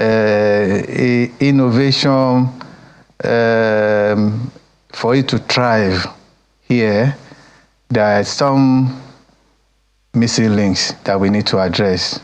Okay? As we speak, most companies, we spend less than 1% of the turnover on innovation. Okay, so clearly there are no incentives for you to engage in that. So we need to see a policy framework that incentivizes research and development. We need to look at our education and make sure we have strong research institutions. Yeah, we need to have strong research institutions, and we need to see public-private partnership. Where between academia, between government and the private sector, there is a common objective in terms of how focus on a particular problem is resolved. Research institution will do their, government will do theirs, private sector will take it up. We need to see that. We need to see, incubation hubs, hubs and capital to support such early, because innovation is very risky. Sometimes it works, majority of the time it doesn't work, but when you keep trying, you get it right. So you need to see that.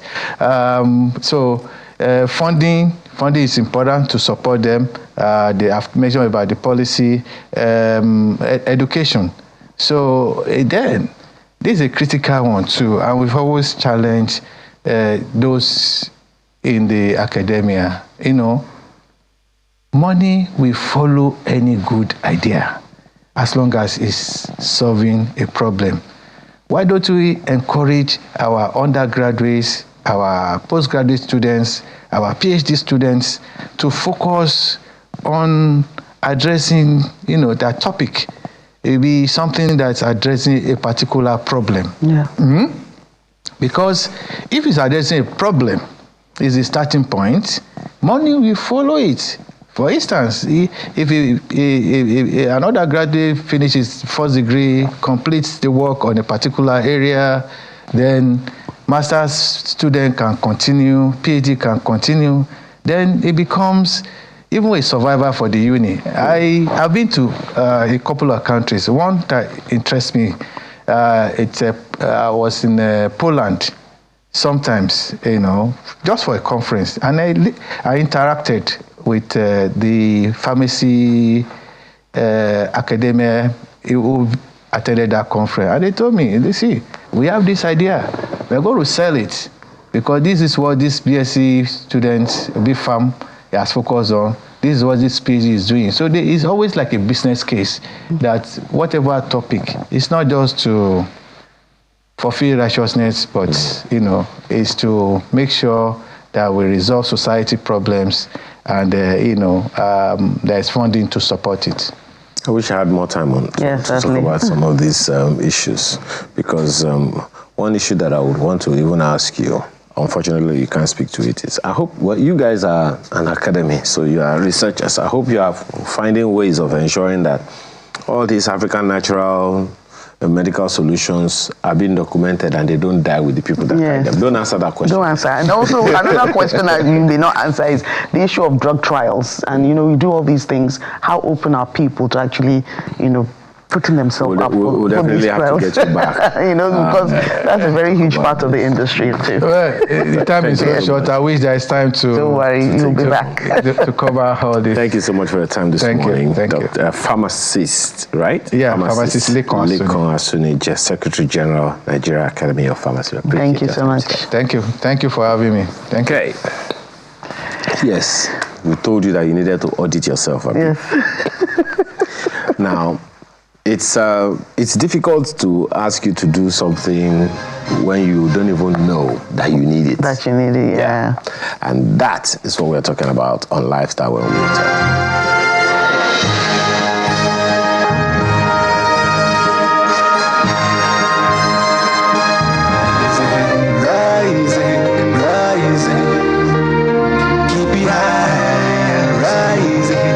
Okay, so we've been told that, you have been told. I know, and you too. Told. But see, that you need. Where are those fingers pointing? It's pointing back at you. You have been told. I told you that, there's this friend of mine, she's not in country anymore. I will ask me from time to time, what's your take on our friendship? Is it still working? What's going on? Are you trying to terminate the friendship? It's okay if you want to terminate. No. I just want to be sure that you are finding me as beneficial to your life as I'm finding you as beneficial to mine. That was the first time I heard that there is such a thing as, I'm auditing my friendships. I do understand. Anyway, so we have been told now that you should think of a life audit, not just friendship audit, life audit, as a sprinkling of your heart, mind, and soul. An opportunity to dust out the cobwebs of things that no longer serve you, people that no longer serve you, especially those family party clothes that you don't have. Time usually does a self-audit for you. You find that over the years you could have like 20 friends, but as the years go by, you find that maybe it's just one or two of them that you're still talking, and a lot of people have fallen away. There are some people. So there's a self-audit that life does for you. There are some people who have friends and relationships they don't need. They are forcing. Anyway, what do I even know? So we have to talk about this with us here this morning, Motolani Falabi, who is a clarity coach. Thank you for joining us this morning. Thank you for having me. Let me be clear that she's come up with some kind of tool. Yes. That you have to use. To clean up your life. Let me be sure of the name. She called it.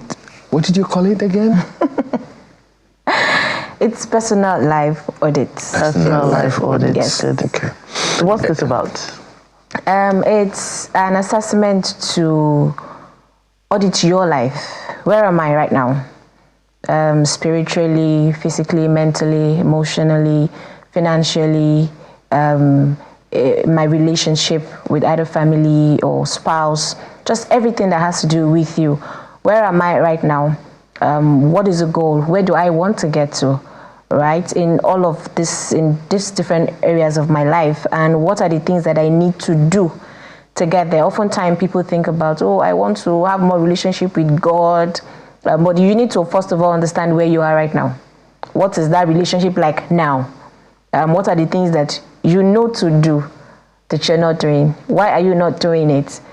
So that we're able to help you bridge that gap in ensuring that the plans that you have for yourself, you're able to achieve it. Because oftentimes people just live every day as it comes, and then they're wondering why life is how it is with them, but they're not taking that personal consciousness to say, I want to be able to create the life that I want for myself. They just live every day as it comes, and that's not a way for anyone to live. How do you create, balances here? Because when people are, like Ayo's friend was asking, I'm telling you, an audit of their relationship. There are some, like maybe you have a parent-children relationship, you have, let me say husband-wife relationship, and you're taking this personal audit, and there's no fight, so you just say, you know what, I don't need this person in my life again, and you want to take a walk. That's why I'm saying you create a balance so that we don't enter a dangerous precedence to say, I want to audit this person away, or this person is not contributing, so you understand. So how do we strike a balance that we're not saying that, sever relationship in an extreme manner just because, but see what you can do to repair and to nurture and, to make the space you are with people, if you want to keep them in your life, better and, more, how would I call it? Productive. More productive, such that, everybody can move ahead. I think in the case of his friend that he was talking about, she probably gets a lot of value from him. Yeah. And wants to be sure that she's not just taking. She wants to be sure that she's also giving something. So I think it's a good one to also want to check with the people in your life to say, how are we doing? Is there something that you would have wanted me to do more as a friend? There could be some of your friends who are really not doing well. They're not doing okay. They just need somebody who would see that something is wrong without them having to say anything. But from time to time, if you're not checking with them to say, how would you want me to serve you better? Is there something that is going on with you that you may probably want help with? You wouldn't know, and they also might not feel like you care enough because you're not asking questions. So for me, I would say for friendship audits, it doesn't always have to be a give and take. Oh yes, am I giving value? Am I receiving value? But at the same time, it would be that, are there people in your life? This is what I think, people who you should audit out are there people in your life who you constantly feel pressured by to please, or who always, make you feel maybe less of yourself? People who would always question, I remember two friends who, the other friend said, this lady, every time I wear something, would always say, oh, I'm doing too much. Now, one person is from, wealthy family, the other is not. So the one who is from the wealthy family, always wearing the nice clothes, and the other one feels, oh, you do too much. Now, they needed to audit that relationship to say, when I dress this way, when I look this way, I'm not trying to impress anybody. This is just who I am. And if you have a problem with it, of course, it's a matter of time. It will cause strife because the other person would always want to put you down. And this other friend felt, for every time I'm around you, I feel like I'm overdoing it. So every time I want to go out and you're going to be there, I'm always checking my wardrobe to look at what is not nice enough to wear so that you don't feel like I am. No, you don't want such people in your space. So if you're going to be doing a friendship audit, it would just be to look at, how does this person make me feel? This person makes me feel less of myself. If this person makes me feel uncomfortable when they're around me, then you want to check why they're around you in the first place. Allow me to be a little provocative this morning. We'll come to the wardrobes later because some people, particularly women, oh God, I'm in the midst of two, they need a total audit of wardrobes, but we'll come to that in a bit. Let's look at... Are you kidding me? Is there, what can you do about job audit, not career? Job audit. You go to this office only because you need to earn a day's pay. Yeah. Or I'm in this marriage because I don't want people to say. How do you manage those, because those are difficult decisions. It was one of the very first things I alluded to when I spoke about. So let's be specific. Where do we start from? The beginning. All right. Let's take it from their job. So we all know what the state of the country is right now. Some find it very difficult to get a job in the first place. So we're in a space where people don't pick up a job that they love. They just pick up a job because it would pay the bills. So when people are looking for a job, they're not looking for, oh, this is what I love to do, this is what I'm passionate about. Sometimes they even pick up a job not because it's in alignment with the skills that they have. It's just because, let me just get something, and you can't blame them. It's because of the space we find ourselves in. However, I usually would tell people, there is a job that is in alignment with who you are, with what you love. You're not looking for it. For me personally, it has worked all the time. I will usually say to people that I don't pick up a job that is not in alignment with my future. The minute I realize that it's not in alignment, I don't do it.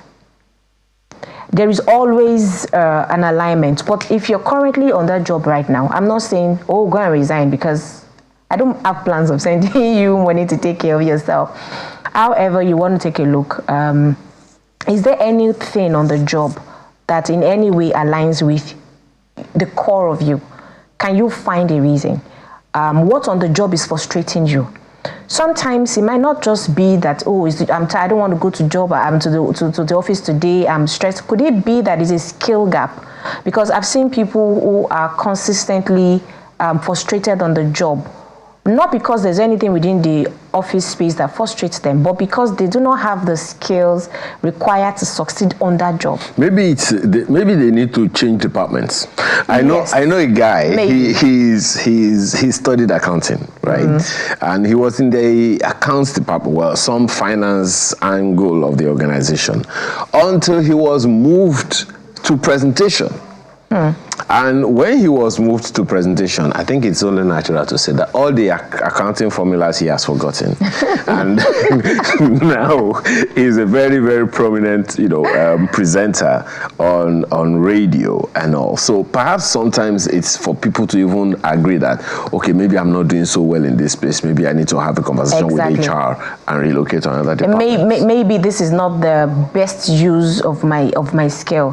Because, okay, yes, maybe you read accounting, but what if your personality is one who likes to talk, that meets people? Maybe you do better in customer service, because there's a level of calmness, there's a level of put-togetherness that is needed to do accounting. So if your personality does not align with that skill, you could be making mistakes, not even because of the lack of skill now. It just your person is just not in alignment. This guy could not have done accounting successfully, because I don't see him as somebody who can sit down for like 2 hours and just exactly. Okay. And if you move this person to customer service, they are just good with people, make people smile, make people feel comfortable. And this is why this person would always make mistake when he's doing accounting, because this person is constantly gisting and talking when he should focus on numbers. So when he begins to make mistake, everybody's on him. Oh, you're not smart, you're not intelligent. It's not because he is not. It's just not in the right space. Okay. Now, let's go to the other one. Now, it takes a lot of courage to say, I don't want to, I from time to time I see these short stories on Facebook, and there was this lady I saw in a story. I saw it just yesterday, and she was being told, for instance, that look, you need to marry this person because marrying this person will take us out of poverty. And she was going to go for it until she spoke with someone and she realized that, like, if I do this, I'm practically walking into legal misery. That's the way it seems. But to a large extent, back then, parents had more say in whom their child got married to than now. Now, it would seem like certain conditions push people into certain relationships as well. So let's say someone is married now, and that it's not going the way you would desire. If you sat down and you know that this is your reality, what are the questions to ask in an audit? Where are we now? we're always fighting, we never agree on anything. Where are we? Write down all the questions. What are the problems that you are facing in the marriage right now? Then you want to sit with your partner. How do you feel about our relationship? What are the things that you find challenging? What are the things you would want me to do? Well, let's talk about everything. Now, what do we have a goal? What is the plan? If this marriage was to be perfect, what would it look like to you? Because we need to be sure of what the ideal marriage should be before we begin to say, this is where we are and this is how we're going to get there. So we could say, oh, we're not communicating. Oh, you think communication is what you have. Okay, so I had worked with a family who sex seemed to be the problem. That's what they thought. But sex wasn't exactly the problem. There was resentment. One of the party was angry about something that the other one had done and had not properly apologized for. And so by the time you look at it, you say, oh, the sex, and you're dealing, well, let's go and meet a sex therapist, and they were talking about sex. What is happening within that marriage is deeper than just sex. There are issues of communication. Oh, you just come, I want to talk to you, you don't want to listen, but it's not night, you want to have sex, it's not going to work that way. So if we're able to determine what would our ideal marriage be, both of us come together. Oh, a marriage where I'm free to come home, I'm free to, because some people say, when it's time to go home, I don't want to go home because I don't feel at peace in my own home.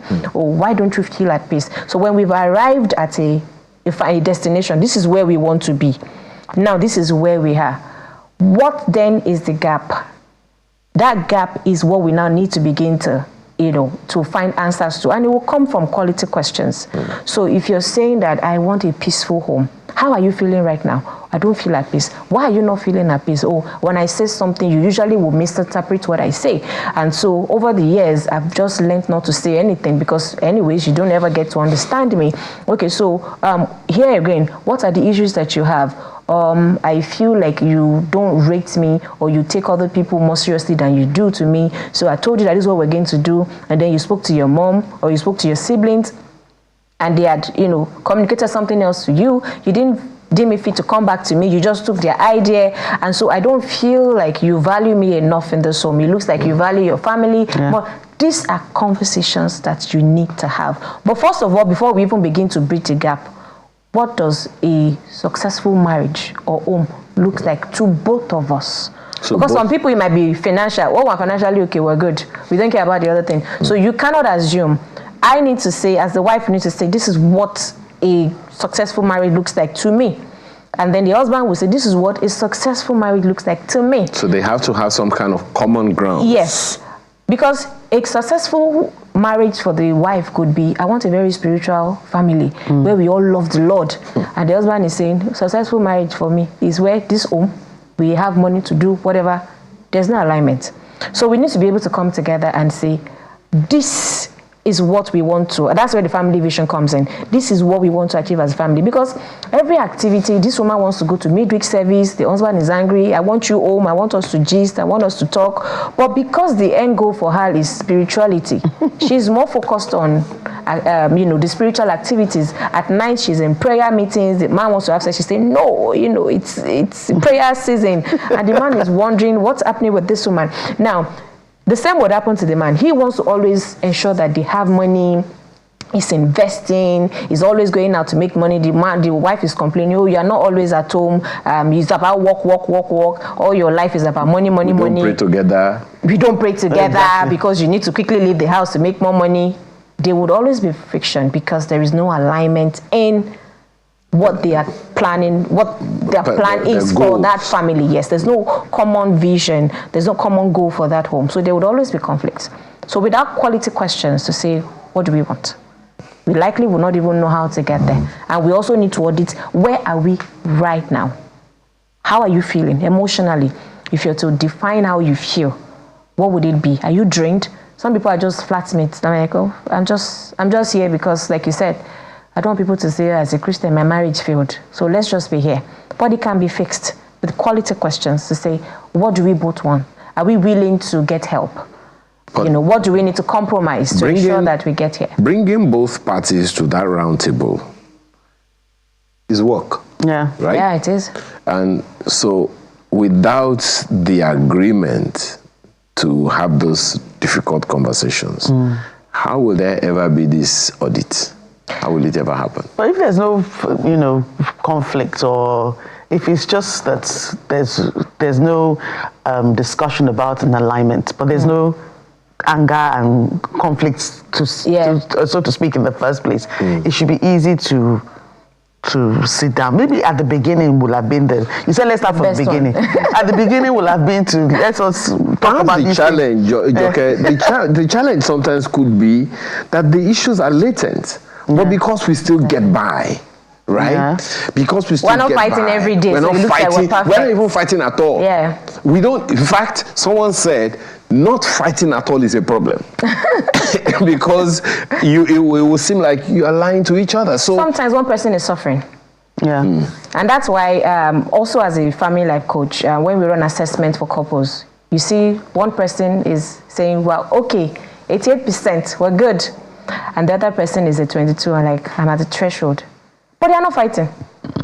That's because one person is suffering, holding it together to ensure that the marriage works. One person is not saying anything. One person had just said, this is my cross. I will carry it to the end. And because the person who is not 100% okay doesn't feel the need for it to say, oh, at least it's coming home, at least it's dropping money, let's just leave it that way. I'm not happy with things, but it's okay, let's just leave I'm it. comfortable, my children are okay. For my children's sake, let's just leave it like that. However, it's during assessment that we see that, and then you see husband asking the wife, oh, you didn't say anything. Well, I tried to. You didn't seem like you were interested. The last time I said this, you said this. So I just knew that it's a lost cause. There was no point. And because we are at peace, we are not fighting, I didn't want to be the troublemaker who starts the fight. So I just back down and not say anything again, even when I'm not comfortable. Well, about this personal, this is, we've talked about couples and relationships for a long time, but there is this, when we talk about self-care, and when you're doing self-care, exactly, there should be personal audits in self-care as well, not just auditing away your friends, but you look at your life and you look at where you're coming from, where you are, and where you want to be, or if you are where you want to be, what to remove to ensure that you don't drop to where you were coming from. And so how do you do all that, even if you are in a family situation and you just want to focus on yourself? Say, this is what I want to do to improve myself so I can be even better for my family and be there for my family. This personal audit is for you. It's just that you are an entity across board. So when we're saying personal audit, you're looking at the ultimate me. What should it be? I want to be happy. I want to be free. No trauma. I don't want to be someone who responds and I would then blame it on. It's where I'm coming from. It's the trauma that I experienced as a child. I want to be a wholesome adult. Because when you're awesome, then you can function properly across board. What recharges you? Are you a people pleaser? How did you get there? What happened? So until you are also clear of what kind of person do I want to be? What kind of person do I want people to see me as? Not the front that you put up, the real me. The real me that is happy, and I'm genuinely happy. I'm not just faking the smile. The real me who cares about people. Then you want to ask yourself, where am I right now? Am I a people pleaser? Why am I pleasing people? What has happened in my past that is traumatic, that is making me behave to people the way that some people are just very harsh and they talk to people anyhow and they will tell you, oh, that's just how I am. No, I personally think that certain comments are comment that doesn't position you as a responsible person. So that's just who I am. Oh, so the rest of us can take who you are like that, and where you're insulting and you're all of these terrible things, and people are just supposed to take you because that's who you are. No. Then for your mental health, how are you feeling? Do you feel overwhelmed? Why are you feeling overwhelmed? Is there something that has happened? Are you looking at your peers and are like, I wish that I was here? Is there something? Until you're able to sit with yourself and say, what emotions am I feeling right now? Is it overwhelming? Am I just tired? Am I exhausted? You need to be able to name your emotions and then say, how did I get here? How long have I been in this space? What happened around the period that I got into the space? Or was it that I saw a friend on TV? Was it that I saw a friend, doing amazing things? You have people who, right after school, they just got married, they started having kids, and they have other friends who maybe didn't have kids on time, just was doing so well in their career. You could see them and begin to feel, oh my, me, I just got married, started having kids, and not think that there is anything to yourself. And, just you begin to feel less of yourself. But you want to be able to do all of this audit. Where am I? Why am I feeling the way I'm feeling? How would I want to feel? Because until you're able to decide what it is that you want for yourself, where you are right now, you're not able to fill in the gap. Why am I feeling this way? Do I need to brush up my knowledge? Do I need to feel a bit more connected, spiritually? How do I feel about my body? When you see somebody who she has 2 kids, I have 2 kids, see how I am looking, see how she's looking. Am I comparing myself? So you're checking, what's my health like? Do I have energy? Do I need to hit the gym? Do I need to work on what I eat? But everything general about I apologize. Sometimes confronting the truth about yourself is difficult. That's the way forward.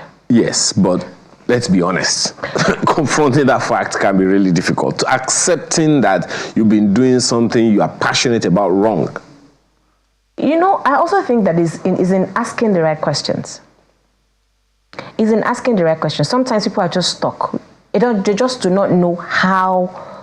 They can't even name how they are feeling. They just feel, I feel overwhelmed, or I just feel angry. Sometimes they just name, in fact, I'm feeling depressed. How? What happened?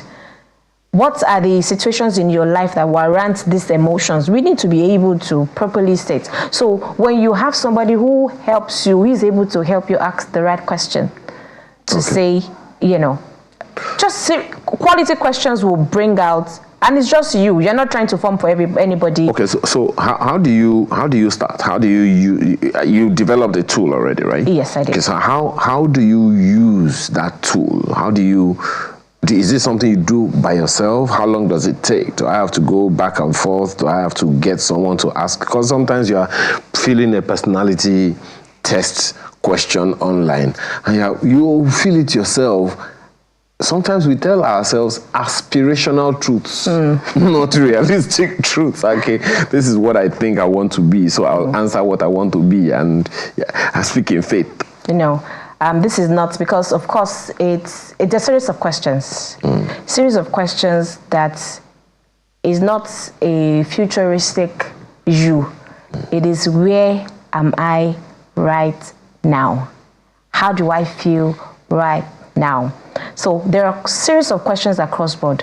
Spirituality, your personal development, your health, your emotional and mental well-being, your finances. Where are you? Series of questions that you need to, and it's not a question that you sit with, I want to answer. It could take you a week. Because you need to, it's something that will get you to reflect. Something that will get you to think.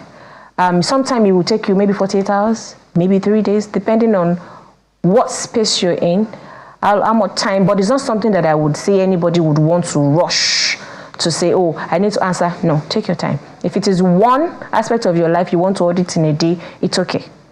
Sometimes you read some of the questions and then you will need to go and think about it. That how do I feel exactly? And at that point where you've read the question might not be when you get the answer. But whatever comes to you, write it down. Move around, go again, while you're ruminating on the question that has been asked. And then you come back. And then a light bulb will go, so this is why I come back and write. But it's in the quality of questions that has been asked.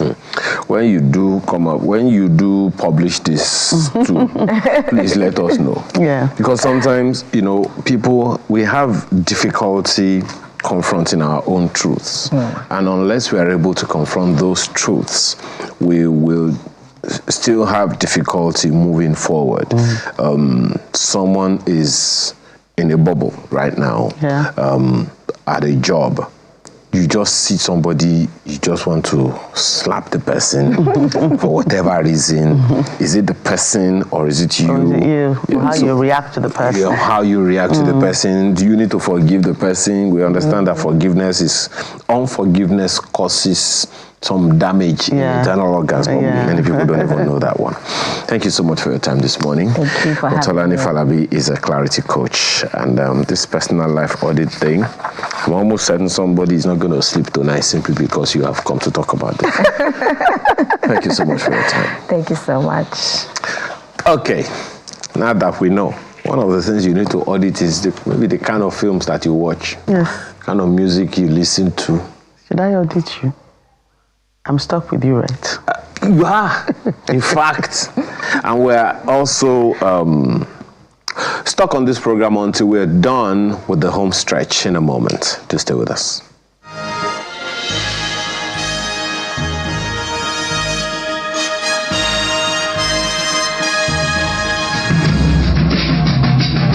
Welcome back. Home stretch indeed. And here we have our artist of the week. Up until now, we've not been able to reveal that to you, but now flesh and blood can reveal it to you. Not even in the spirit is here with us today. Ian Waddy, a multifaceted creative with a 7-year acting experience, was a nominee for the Ghana Movie Awards 2016, amongst other awards in Ghana. And of course, here in Nigeria, you can see his face. He joins us via Zoom. Thank you so much for joining us this morning. I'm waving to you too, waving from here. Thank you for joining us on the program today. How are you guys doing? Yeah, we're fine, thank you. Great. And how's the weather where you are? Second? I said, how's the weather where you are? It's actually good. It's pretty decent. I woke up on the bright side of things, so yeah. Sorry I couldn't join you guys in cinemas. Right. Good. At the studio, I mean. Yeah. We're hoping to have you in the studio as well, but hey, for now you are forgiven. Okay, so thank you. Tell us, where you have a thing for acting and modeling. The first question I usually ask is, how did they start for you?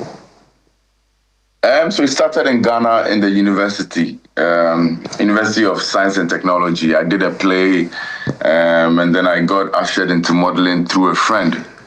So after that, I started to do auditions, back-to-back auditions. I landed a major role in Ghana. Fast forward, boom, boom, boom. I landed a job in Nigeria. I came to Nigeria. I tested the waters in Nigeria. I'm like, I like it here. They are, as you guys would say, una bloody hot. I was like, I have to stay here and make it work. So I decided to relocate to Nigeria. And then, since then, I've done a bunch of films. I was on Venge, on African Magic. I have something on Amazon Prime. I have done a bunch of YouTube jobs, but mostly I did Ripples for African Magic as well. Mostly African Magic jobs. I'm currently on set in Nigeria, filming as well, which is why I couldn't even make it to your set, because we filmed till like 6 a.m. this morning. Oh, wow. So, yeah. Well, that's quite a lot. And quite a lot. Yes, you are right. Our blood, the hot. There's no At this point, I'm Nigerian. Our blood, the hot. But how did you've done, your practice in Ghana and in Nigeria as well? Is there a basis for comparison? Currently, no. So, Ghana used to be like at the top of the food chain when it came to filmmaking. But now things have switched. I think Nigeria is sort of handling that because of digitalization. When we used to sell CDs, Ghana also had its own niche market. But now everything is online. So it's more like a numbers game now. And Nigeria has more numbers. So Ghana is not able to capitalize itself in that space. So now we have a lot of Ghanaian actors moving over to the Nigerian market to film or to produce, because you guys have the numbers. Netflix was here, Amazon Prime is here, so I guess it makes more sense to transcend into Nigeria and then film here. It's interesting. It pays better. Yeah. It's interesting that you put it that way, because one of the things that I'm also hoping that we'll be able to talk about, because I have seen over the past, say, 10, 15, maybe even 20 years, that we've had this collaboration between Nigerian and Ghanaian actors go on quite well. How much do you see that helping to tell the African story as opposed to just making movies? It could help in a great deal, because at the end of the day, if you're telling an African story, you need a viewing, right? And currently, I don't think Ghana alone has that viewing quantity in terms of like numbers. Ghana alone doesn't have it. But Nigeria has 200 million people.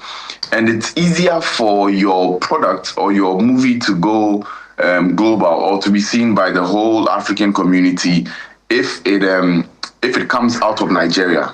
Whereas if it comes out of Ghana, it's just a small space. It's harder to get it on a bigger platform because they are scared they won't make their ROIs, because Ghana is a small community. So doing it through Nigeria is sort of like the best route for us Ghanaians, because one, more traction, more viewership, more numbers, and also it pays more, pretty much.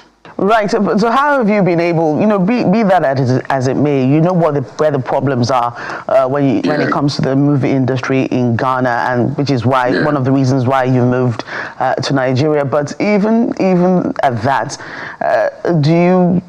have there been collaborations to help Ghana get into this space that it's supposed to get to be able to help them also gain this kind of traction, so it's a win-win for everyone? Yeah, I mean, there has been collaborations, but when the industry is failing because we are not getting viewership, obviously funding also stops. Now, governments wouldn't want to pump money into it. Private entities wouldn't also want to pump money into it because they are not seeing it. They are not seeing it equate to numbers. So then, it's more like a ripple effect. It starts from, okay, well, we are not getting viewership, so we'd have to slow down on the movies. And then it moves to investors not investing anymore because they are not seeing their returns. So we've tried partnerships where we bring some Nigerians to Ghana to film, but at the end of the day, it's still a failing industry. At the end of the day, it still doesn't go anywhere. After a movie premiere, that's it. Nobody else can see it on any streaming platform. And now the biggest streaming platform currently, which is Netflix, it's harder for us to get our content there because they need certain faces in there to make their money. And then if they are getting just Ghanaian faces and then subpar quality production, because we don't have the money to go all out and do a larger production where there's bigger equipment, there's bigger artists being employed. We don't have that. So now they end up staying with Nigeria because they can get that in Nigeria. But even now, they've left Nigeria because they said they didn't get their return on investment. I mean, apparently, so I heard. So even if Nigeria can't give it to them, then obviously Ghana won't be able to. Well, I am almost certain that the facts may be skewed a little because knowing Netflix, if what they want is to make money, a 200 million man market is not one you just want to walk away from. But I guess I really don't know what one. Exactly. No, but I want to give you a little bit of a difficult question, Ian, to answer. Africa is a 54-state continent. We have 54 countries at least in Africa. Yep. In fact, in some other Western nations, they say Africa is a country that has 54 indigenous states. Do you see a situation where African movie makers like yourself can come together and tell an African series or African story that anyone in the world can buy?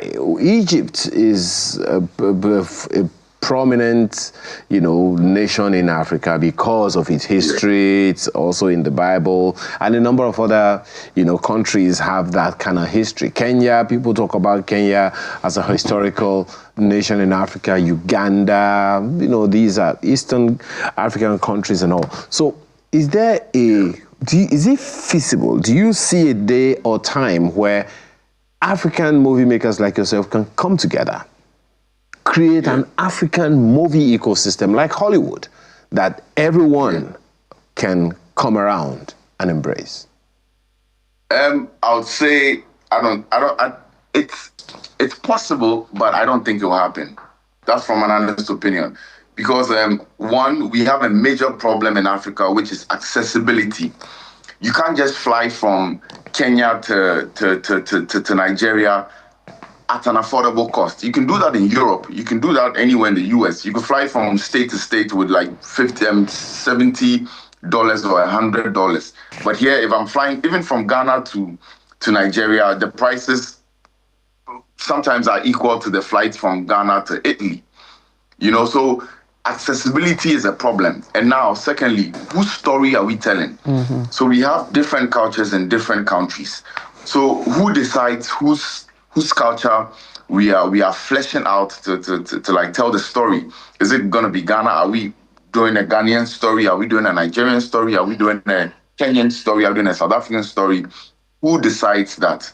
You know, but I think the main problem is accessibility. It's harder to fly intra-continent than it is to fly from the continent to a different continent. And till we fix that problem, it will be hard to merge or collaborate in a larger scale. Okay. That's what I think. Well, we've given you a problem for you and your industry to solve, but quickly, 30 seconds, what's the most current project that you have out?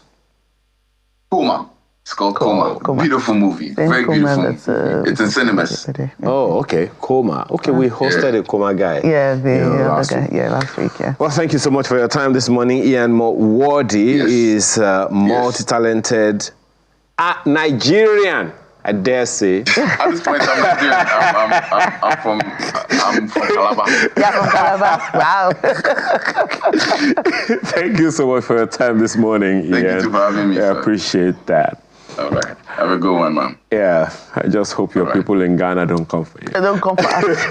And thank you, everyone, for your time as well this beautiful morning. I'm Joke Rogers. And I'm Ayo Makinde. Enjoy the rest of your weekend and bye-bye.